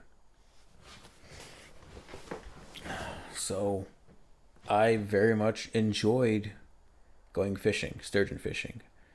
And my uncle and my dad, they've been multiple times and they've caught multiple gigantic fish. And like just these things are massive. Like not even like mine was like I think 51 inches. They've caught some like 60 inches long. They've caught some like 11 feet long, I think was like their biggest one. Something just ridiculous, like what the hell. And multiple of them have to hold a multiple of them have to hold the big ass fish. Oh shit, do I have my scale? I got to keep I the scale, whatever.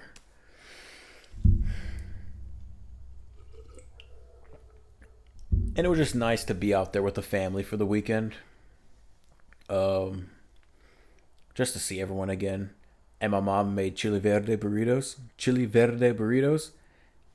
And I miss those goddamn burritos so much. They're perfect for cold ass mornings when you go into hunting or fishing. And it takes so long to make, and I'm so appreciative of it. And it's like one of my favorite things I've ever had to eat in my life. She was like, "Oh, I didn't think they were the best." I'm like, "Mom, they're incredible." But it was just awesome to be out on the water fishing. We were out there for like maybe 10 hours or so because there was a lot of dead moments in between, but it was still a really cool experience. Yeah, I loved it. I had a great time with it. It was just really fun.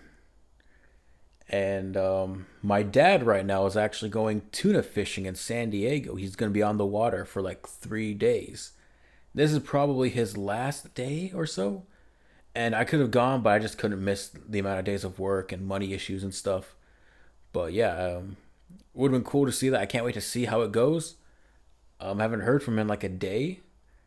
They're probably just that far out in the ocean. But yeah, that's really cool. Um, yeah, my girlfriend got upset because her sister and her fiance were like, "Hey, yeah, let's do fishing one day. Let's go deep sea fishing." I was just like, "Nah." I said I wanted to go, but I was like, I don't know. I think I'm just lazy and don't like planning things sometimes and not taking those chances, which I totally should because you only have one life, you know. And I'd like to do it. I want to go fishing. I want to take my girlfriend fishing. I think she'd enjoy it a lot.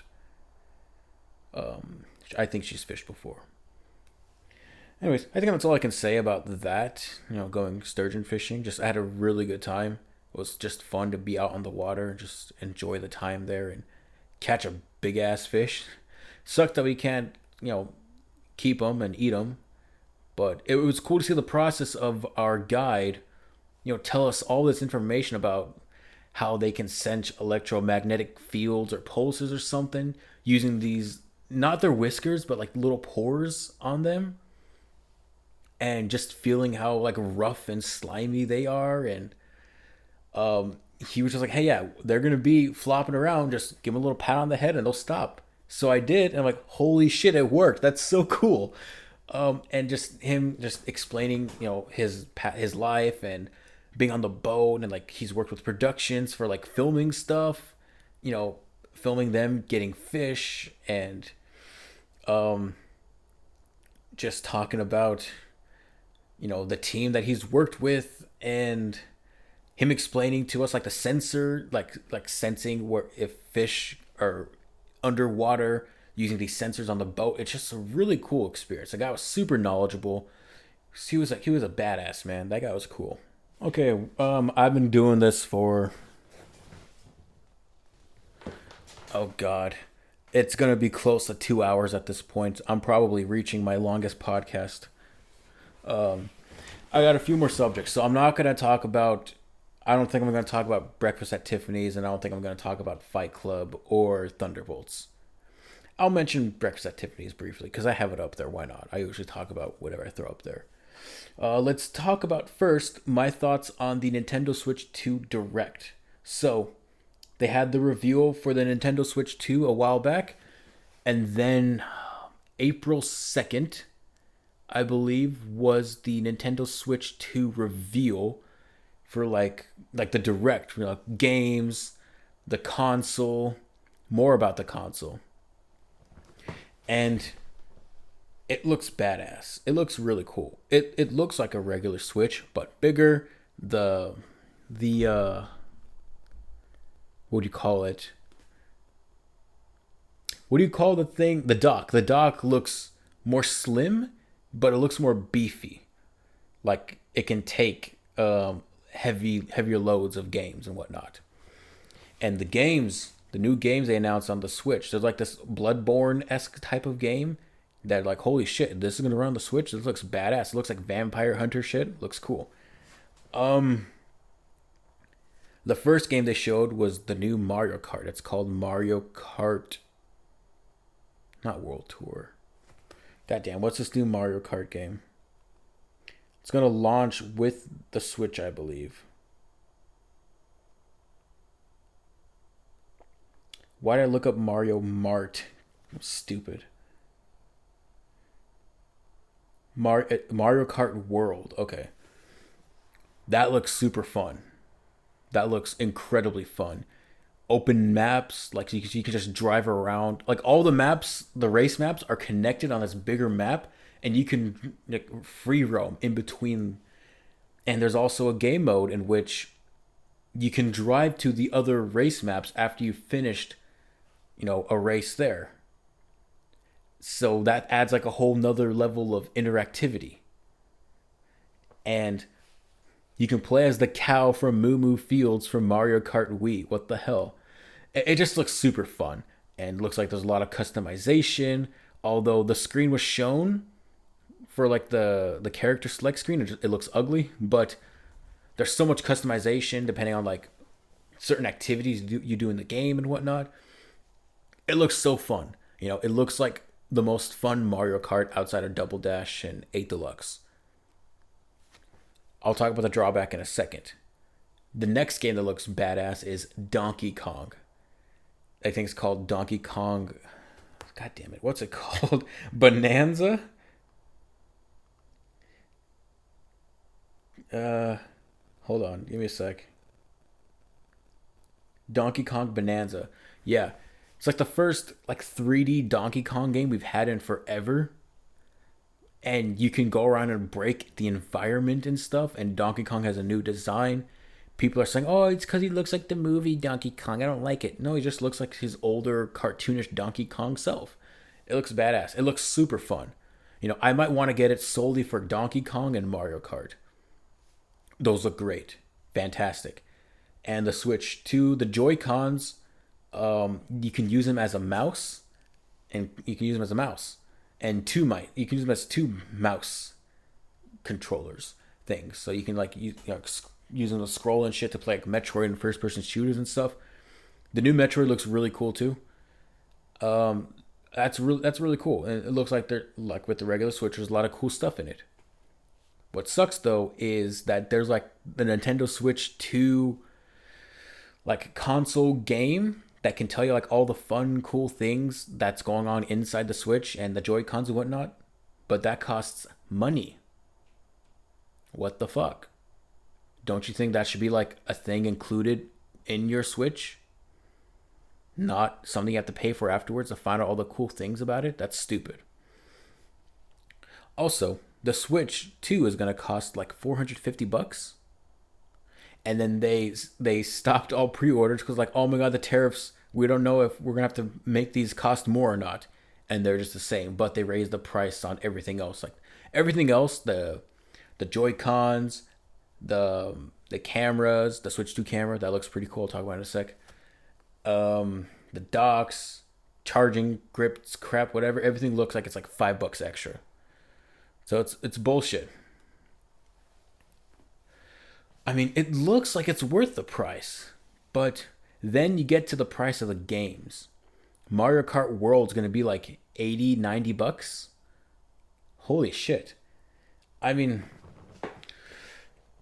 I don't know if I'd be okay with paying the price for the console if it wasn't for the price of the games, or I don't know if I'd be okay with paying for the price of the games if it wasn't for the price of the console.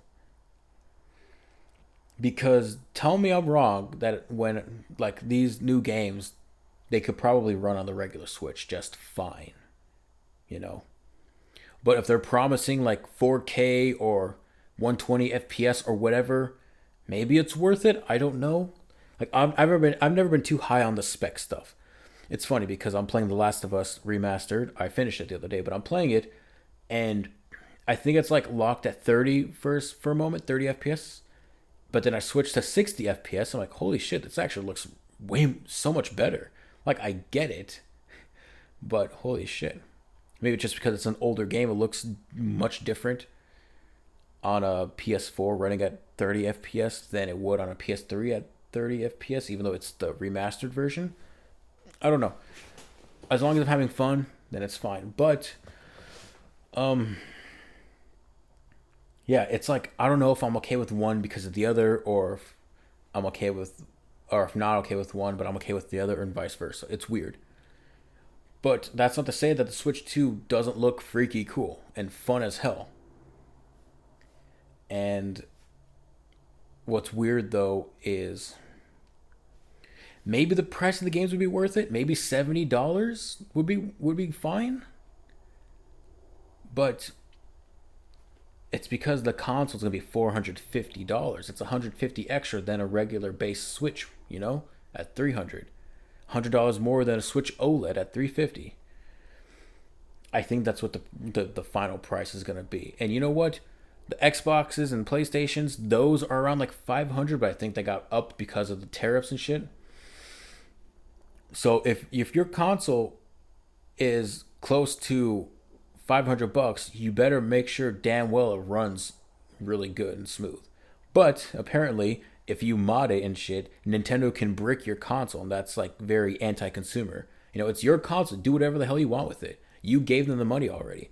And I think another issue people are having with it is that you're not owning the game. You're owning a license to play the game because you still got to download shit afterwards. But what if you're playing offline? What if you get the game, you don't have internet at all? Can you still play the game? Yeah, so it's very strange. That's just a lot of what I'm hearing. I don't know how much validity there is to that. And I guess someone got their hands on a Switch, and they unboxed it, but they can't use it because apparently there's like a day one update. Why is there a day one update to a brand new console? Don't you think these things should be, as updated already? I wouldn't mind waiting a while longer, but you know what? That's what I'm gonna do. I'm not gonna get, well, one, I can't because of money issues and shit. I'm not getting the Switch 2 right now. I'll probably wait for like a special edition bundle. Oh my god, the Mario Kart bundle. That's fucking expensive as fuck, I think. It's probably like the better deal than getting the Switch and then Mario Kart. But I think if you get that bundle, the game is digital. And I don't like buying digital games. I'll only do it if it's like you have to. Or it's the only way you can. But like, damn, I like physical games. But yeah, that's I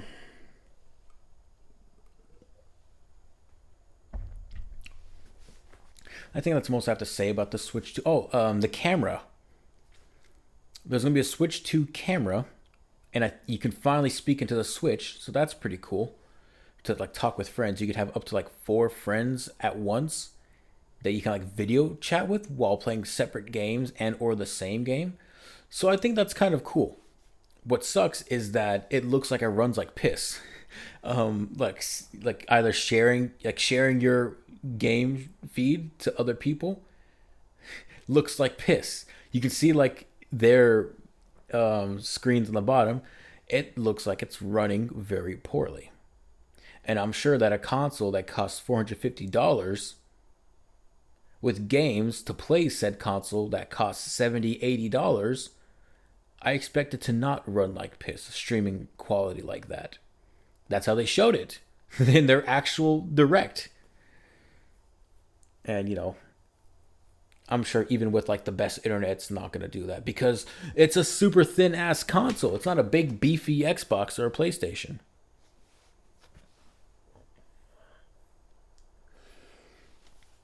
So yeah, the Switch camera. I mean, it's cool that it's there. I'd rather have it than not have it because that's something everyone complained about, like being able to have like an actual party chat in the Switch and not have to use the dumb app. Another thing I'm a little iffy on are the enhanced versions of regular Switch games. So, yeah, I know there's going to be Switch and Switch 2 versions of like new releases, like the new Pokemon Legends ZA game and Metroid, the Metroid Prime 4, but they're going to do like updated versions of regular Switch games like Breath of the Wild, Tears of the Kingdom, I think Mario Odyssey, and just like regular Pokemon games too. And so they're supposed to be like run smoother and look better. I don't know about that. Especially charging more for it. Like charging 70, maybe up to $80 for these enhanced versions that you can just play on your regular Switch. Like, I know not the enhanced versions and whatever, but I don't know. If you already have the game, just play it regularly. I don't have an issue with the way Breath of the Wild and Tears of the Kingdom looks for 99% of the part of those games. I don't have an issue with it. And I'm not sure they're going to be that much incredibly better looking. Maybe Breath of the Wild a little bit. There's some iffy moments in there. But anyways, I think that's most I have to say on the Switch 2 Direct. The damn console's coming out like next week. That's crazy. Like it's already here. But I know everyone's gonna buy it, and Nintendo's not gonna learn their lesson. But who knows? Maybe it'll be like the best console ever. Because the regular Switch is like one of the most important consoles ever. At home, on the go hybrid console that can play some pretty damn good games. You know, it's really cool. It's so probably I think it's sold well over 100 million units. One of the highest selling consoles of all time, both the regular Switch and the OLED, as well as the Switch Lite. But I'd very much like to wait for a special edition Switch, like how I got the Animal Crossing Switch. It's like the regular black Switch with the red and blue Joy-Con looks fine, looks sleek and good. But I'd rather wait for like a cool special edition one, like maybe there'll be a Kirby Air Riders one. Kirby Air Riders looks really cool. Or maybe there'll be like that Bloodborne-esque type game. I don't know what it's called. Duskborn or something. I don't know.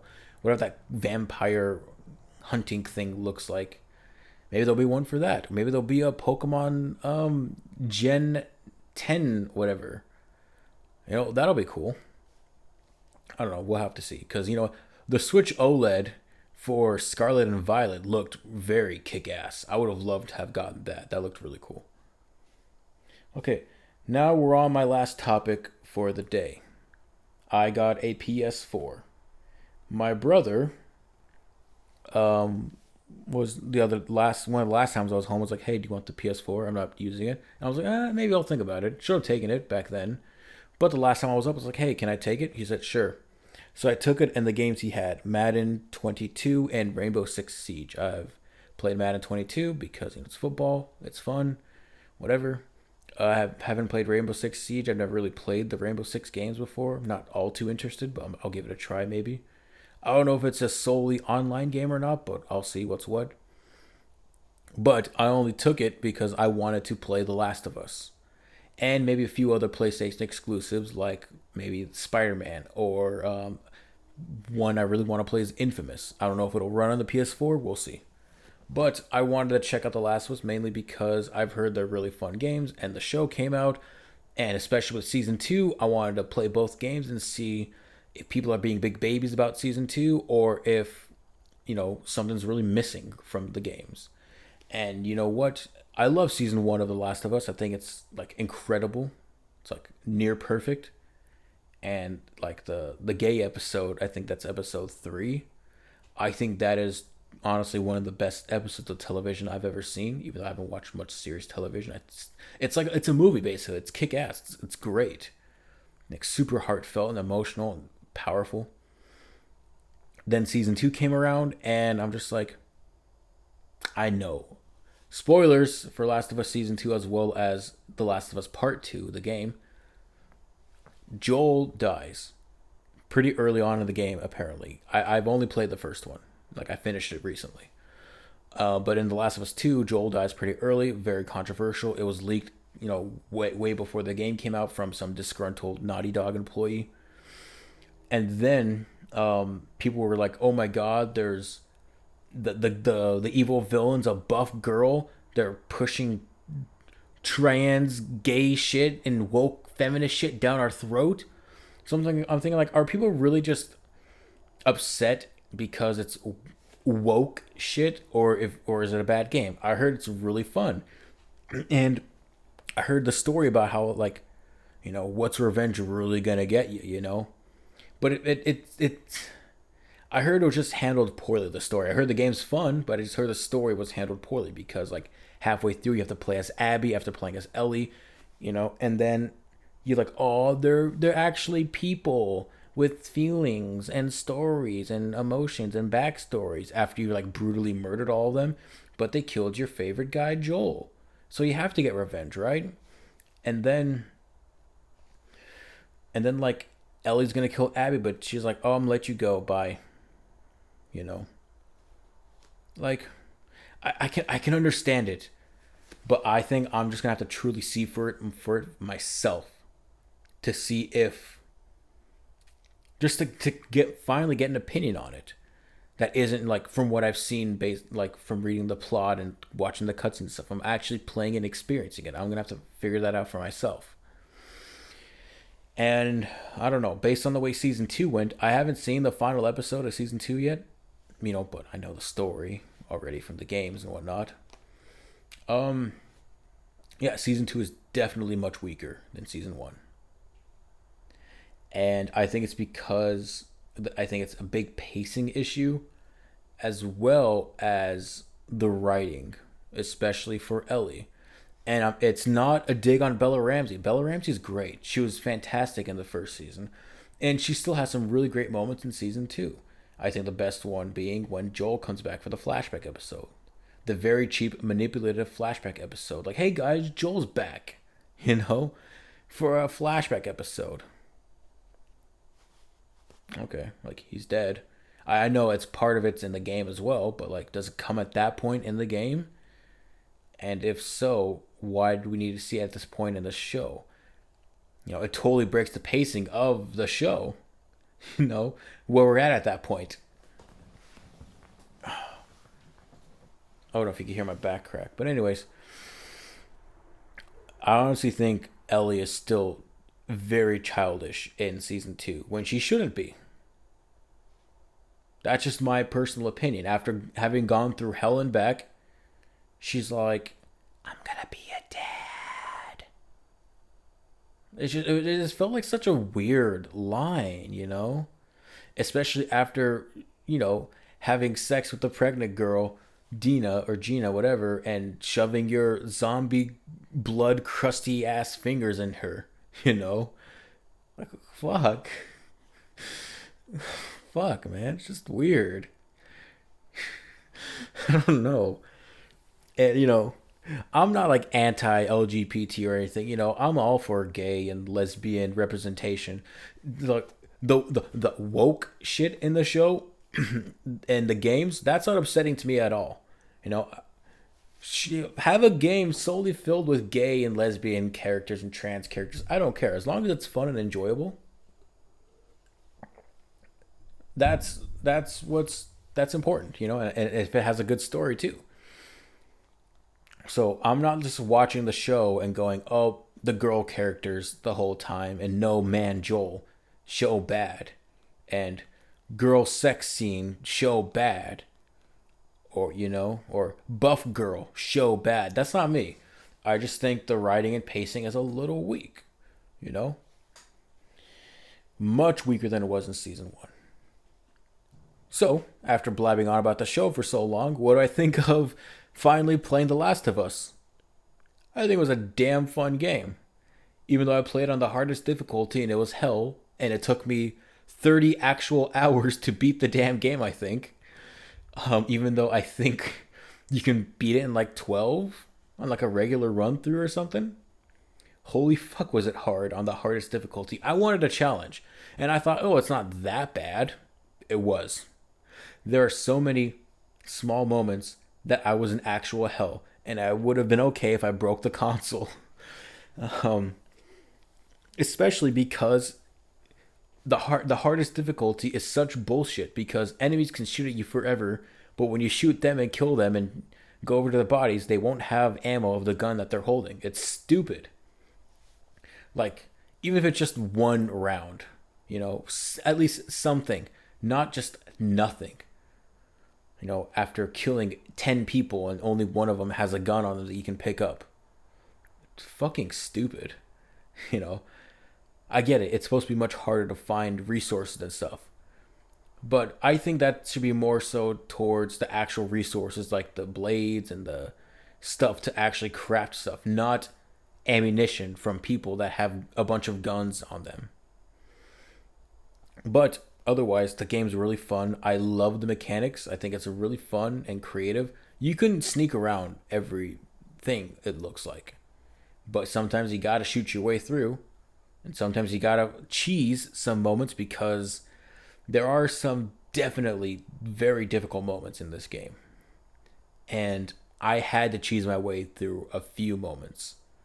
Like I had to run through and use smoke bombs and molotovs to cheese my way around certain moments, certain very tough moments. More specifically, the hospital scene, the hospital finale. I had to cheese my way at the very end. I was stuck on the initial part for 3 hours, and then I found out there's no fucking like checkpoint. No matter how far you get through, there's like two main sections: the beginning when they find you in the initial room, and the second section when you're outside the operating room. There's no checkpoint in the middle way, so it's fucking bullshit. So you got to sneak around so much and then run around and Molotov and smoke bomb. I felt bad having to cheese through because I would have loved to kill all the people there, but unfortunately you can't do that because they have assault rifles and you know, yeah. But I think the shooting works very well. I love having to upgrade your weapons and your abilities to use weapons. I love the sneaking around elements and taking people by surprise.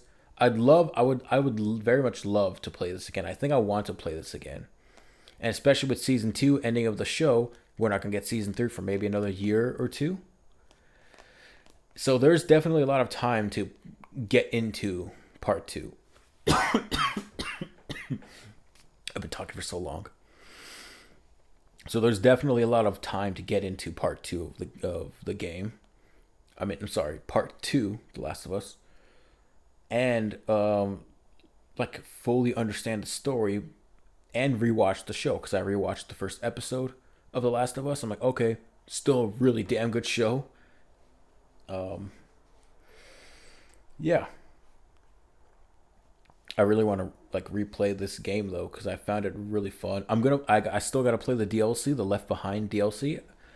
Um, I don't know if I'll do it on the hardest difficulty. And based on like the show episode, like what exactly is there to it? You're not fighting anyone until the zombies at the end. Oh, I'm sorry, the infected, the clickers, the cordyceps. You're not fighting them until the very end, I think, based on the episode. So what are you doing for a majority of like the DLC? You know, I know there's like six little missions in there, but what the fuck are you doing? What else can I say? Like thematically and cinematically, the game is fantastic. I know the whole meme about having to put your controller down every like 5 minutes for cutscenes, like on all these PS games, but I love the world building and I love having to explore the world to like find out more clues about everything when it's not told to you. I love all the characters and their backstories, especially Joel and Ellie. I love the bond that they have together. What else can I say? Um, let's see, because I just beat this like a few days ago.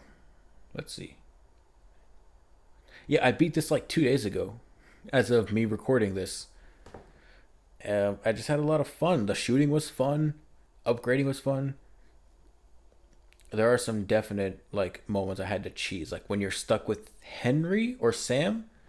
Like when you're with Henry and Sam, when you're stuck with a little brother and you play as Joel, like that moment is such horseshit because you can barely sneak your way around. So I really had to cheese my way around and just like Molotov, smoke bomb, run through you, punch them, lose everyone, and then like get at the end and throw the kid up and then jump up on the truck or whatever. That was such a bullshit part. But maybe it's because I was on the hardest difficulty. I am definitely not playing Last of Us Part 2 on the hardest difficulty. I'll probably find like the median in between. Because I want to enjoy the game and not be frustrated, even though I did enjoy Last of Us Remastered. Um, I don't rate games, so I'm not gonna like rate it out of 10 or whatever. I just had a really damn good fun time with it. Um, it's so fun. Yeah, I'd like to replay it again on a medium difficulty after I do the DLC. I don't know if I'm going to do the plus, like the game Last of Us campaign plus mode. I'm not sure really what that is. I have to look further into it. But yeah, it was definitely a great experience. I understood the hype for the game. Really fun. Some frustrating moments, but I think they were intentionally frustrating. But there are definitely ways to get around it. But the ammo stuff was very stupid. Very cinematic, very thematic, especially that opening when the when the apocalypse basically starts to happen. You see the town just go to shit, and it's heartbreaking. The choices that the characters have to make in the game, Joel's backstory, it's all heartbreaking and tragic. But yeah, I think that's all I had to say on The Last of Us. Okay, real quick, because I can't do this forever. I'm getting tired. Let's talk about Breakfast at Tiffany's. Okay, so Breakfast at Tiffany's is directed by one Blake Edwards. I haven't seen any of his movies before. Looks like he did a lot of Pink Panther movies. And Breakfast at Tiffany's, I went to go see Mickey 17 at the Grove AMC. My girlfriend was, I don't know if she was working. I don't remember if she was working or she went to the concert at the Greek Theater. And I said, I have all this time to kill. I'm going to go see Mickey 17. But before that, I still had more time to kill. So I went to the Barnes& and Noble and I found a cheap copy of Breakfast at Tiffany's and Inglourious Basterds. So I was like, okay, I'll pick these two movies up. I watched Breakfast at Tiffany's, let's see, when? Earlier in the month. And I enjoyed it. It's pretty funny, charming. I love the look of these older movies. I'll always say that I love the look of older movies, especially older movies like this from the 60s. This is 1961. Looks great. Everything's sharp and crisp and in picture and in camera. Nothing looks wrong with the movie. I love the characters. Audrey Hepburn plays our main character Holly, and George Peppard plays our main character Paul, who Holly calls a different name. I forget the name that Holly calls Paul. Let me look this up real quick. What does Holly call Paul? She calls him Fred because he reminds her of her brother. Anyways, Breakfast at Tiffany's is about like this character Holly. She just kind of goes through life very simply but very messily. And when Paul moves into her building, they grow a bond with each other, and they help each other out through their problems. They become friends, and there may be a romantic tinge between them at first, but you're never quite sure, and you're never sure if it's gonna get to that point or if they're just gonna remain friends because of their um, their backstories becoming more realized to each other. Stuff about Holly's past and stuff about Paul's past. More so about Holly's past. Paul's past isn't that too drastic. And I had a lot of fun with this movie. It was definitely very funny and charming, and the two leads had such great chemistry with each other. And I love how Polly was able to traverse her house as messy as it was, and like how she hid her phone in a suitcase. That was really funny. And Paul's just a regular charming guy. Let's see. I'm just checking my Letterboxd review to see if there's anything I missed. Yeah, I love how messy Holly is, yet she's able to traverse her messy apartment. The music was good. Found it cute. Okay, a little critique. There is a subplot that is important for her character involving her past, but it feels overshadowed by more interesting things, and it's not given a lot of development. Yeah, so something about her past involving someone that Paul thinks is stalking him at first. But this person is actually looking for Polly. Holly? Sorry, it's been a while since I've seen it. Holly. Yes, so I feel like as much attention as they gave to that specific backstory involving that character, I wish there was more involved with it because it does feel like they kind of just drop it at some point. Um, okay, here's another thing found kind of cool. I love how sharp older films look, and something I love about the look of this film is how whenever we have close-ups of characters, the edges of the frame looks hazy, like we're in a dreamlike state. And it's like those moments are very intimate with these characters, and they feel otherworldly. So I think that was like a very nice touch. I don't think that was like a issue with the film. Like, oh shit, the edges looks fuzzy. What the fuck? I think that was a very intentional choice to get us more into the boots of these characters, like feeling someone entranced with each other. Like, oh shit, like I'm enjoying myself, or you're not, who I think you were at first. Like, am I dreaming? I think that's something very strong that was given off. And let's talk about the elephant in the room. The biggest issue with this film. There's no breakfast whatsoever. I'm kidding. I only kid. Um, Tiffany's is the like jewelry store that Holly likes, and she says nothing can ever go wrong at Tiffany's. She has a croissant. She has a pastry, and she looks through the windows of Tiffany's in the beginning scene. So that's her breakfast. you know, I thought they were gonna like when they said like, "What's one thing you want to do?" I thought Holly was gonna like go have breakfast at Tiffany's. A request to eat at the jewelry store. Or I thought Tiffany's was a restaurant until she said it was a jewelry store. Um, and I honestly, for a brief moment when I got this movie, before I picked like bought it, I honestly thought it was Look Who's Coming Over for Dinner or Look Who's Coming. What's that movie? Or Guess Who's Coming Over for. I honestly thought this was Guess Who's Coming to Dinner. Like for the very brief moment I picked up, like, oh, is this that movie? But oh no, it's the other one. It's the one with Audrey Hepburn. Um, Catherine Hepburn, is that her sister? Let me see, because Catherine Hepburn is in that movie.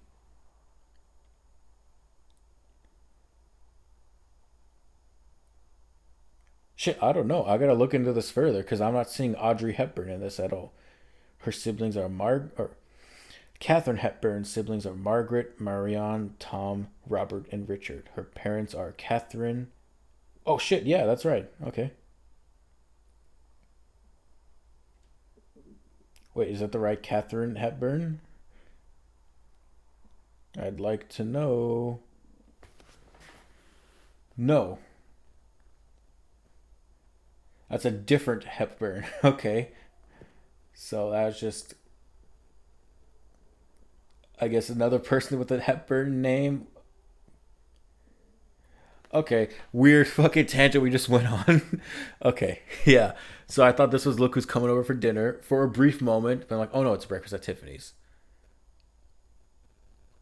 So, anyways, yeah, the biggest elephant in the room is actually Mickey Rooney's character, who is a white actor who portrays an Asian character.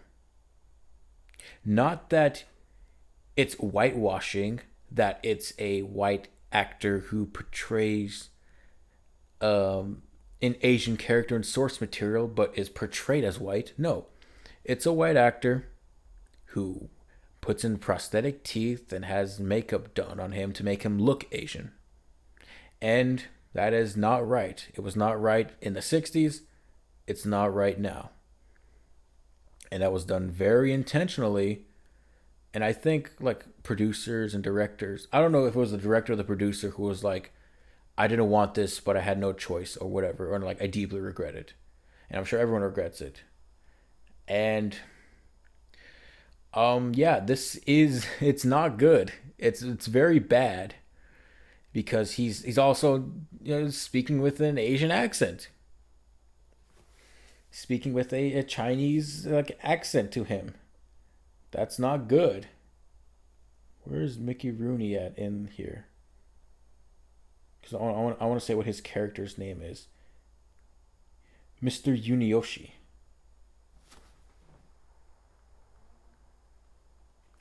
Sorry, I'm just looking up the character real quick.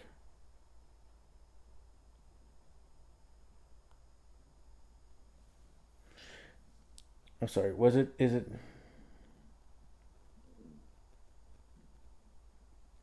Japanese? I'm sorry. It's a Japanese character. I should have figured by Unioshi. That's a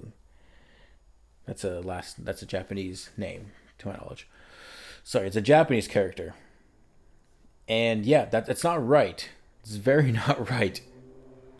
I remember writing a paper or making these presentations back in college about whitewashing and or like white savior films. And I was saying like, well, people were upset about Scarlett Johansson and Ghost in the Shell, but I read somewhere that like the robot in Ghost in the Shell wasn't meant to be Asian or something. So I'm like, oh, it's not. It's I don't think it's that terrible. But I was a younger kid back then when I'm making these things, and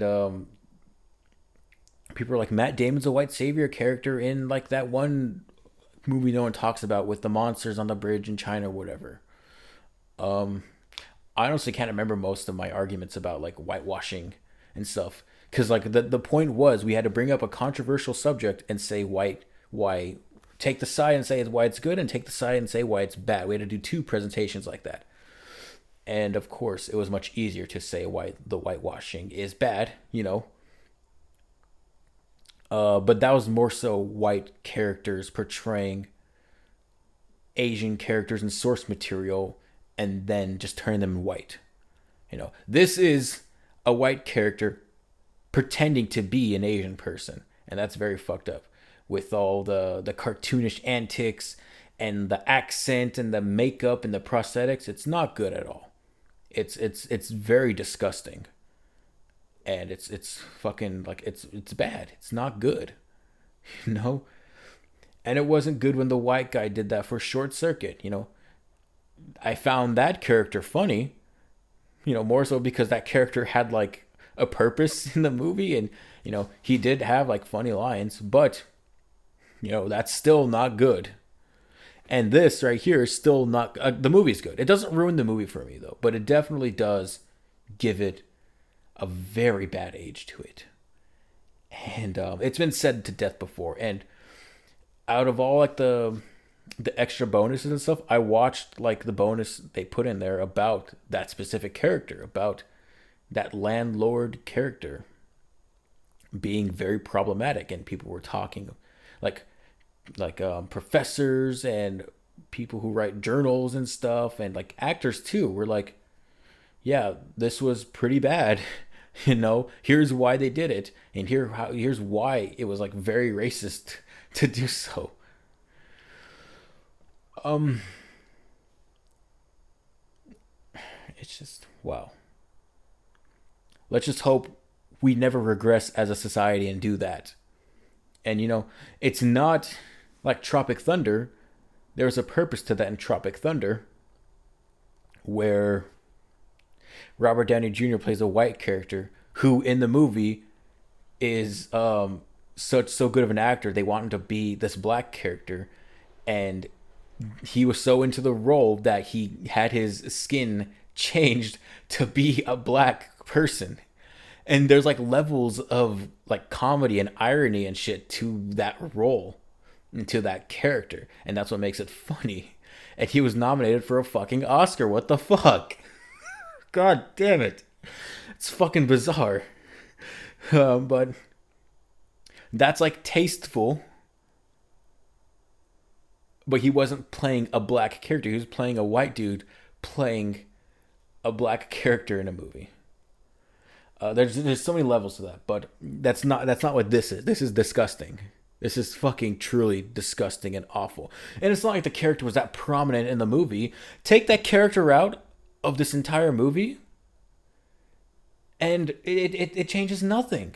That, and I'm sure the character was more meaningful in the book because it's based on a book. But holy shit!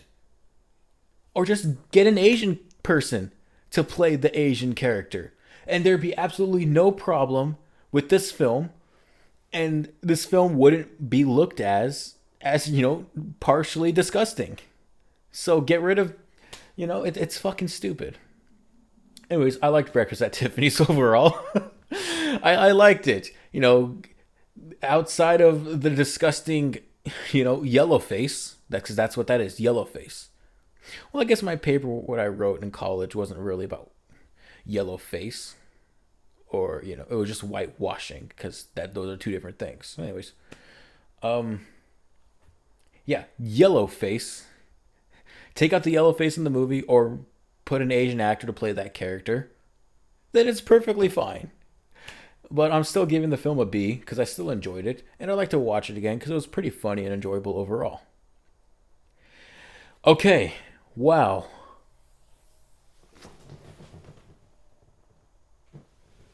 Oh my god, I've been talking for almost 3 hours. Oh my god. Okay, I'm done. It's past midnight. I gotta go to bed. And there's really nothing I want to talk about here. So, that is the Slice Podcast. That is episode 27, A Car for a Car. Tell me what you thought about this episode. Tell me what you thought about the subjects I talked about. What are your thoughts on a Nintendo Switch 2 Direct and the release of it? What are your thoughts on The Last of Us seasons 1 and 2 and The Last of Us games 1 and 2? What are your thoughts on Breakfast at Tiffany's? Have you been sturgeon fishing before? What are your thoughts on Derek Carr as a football player? Do you have any predictions for the Raiders and or Saints season? I think it's funny that the Saints couldn't win a single game without Derek Carr last season. We'll see how they like it now. Who knows? They might do better. They might win 6 games. The Raiders, I have their ceiling at 6 games this season as well. What else? Yeah. What were my other subjects? A car. I got a car. Yeah. What car do you drive? Tell me what car you drive in the comments. Anyways, yeah. Tell me what you thought about this episode. Oh, and Sopranos. Yeah. Do you like Sopranos? What's your favorite Sopranos episode and or character? Tell me what you all thought about all this stuff in the comments below, and I'll be back with more enjoyable content like this. So, yeah. Bye.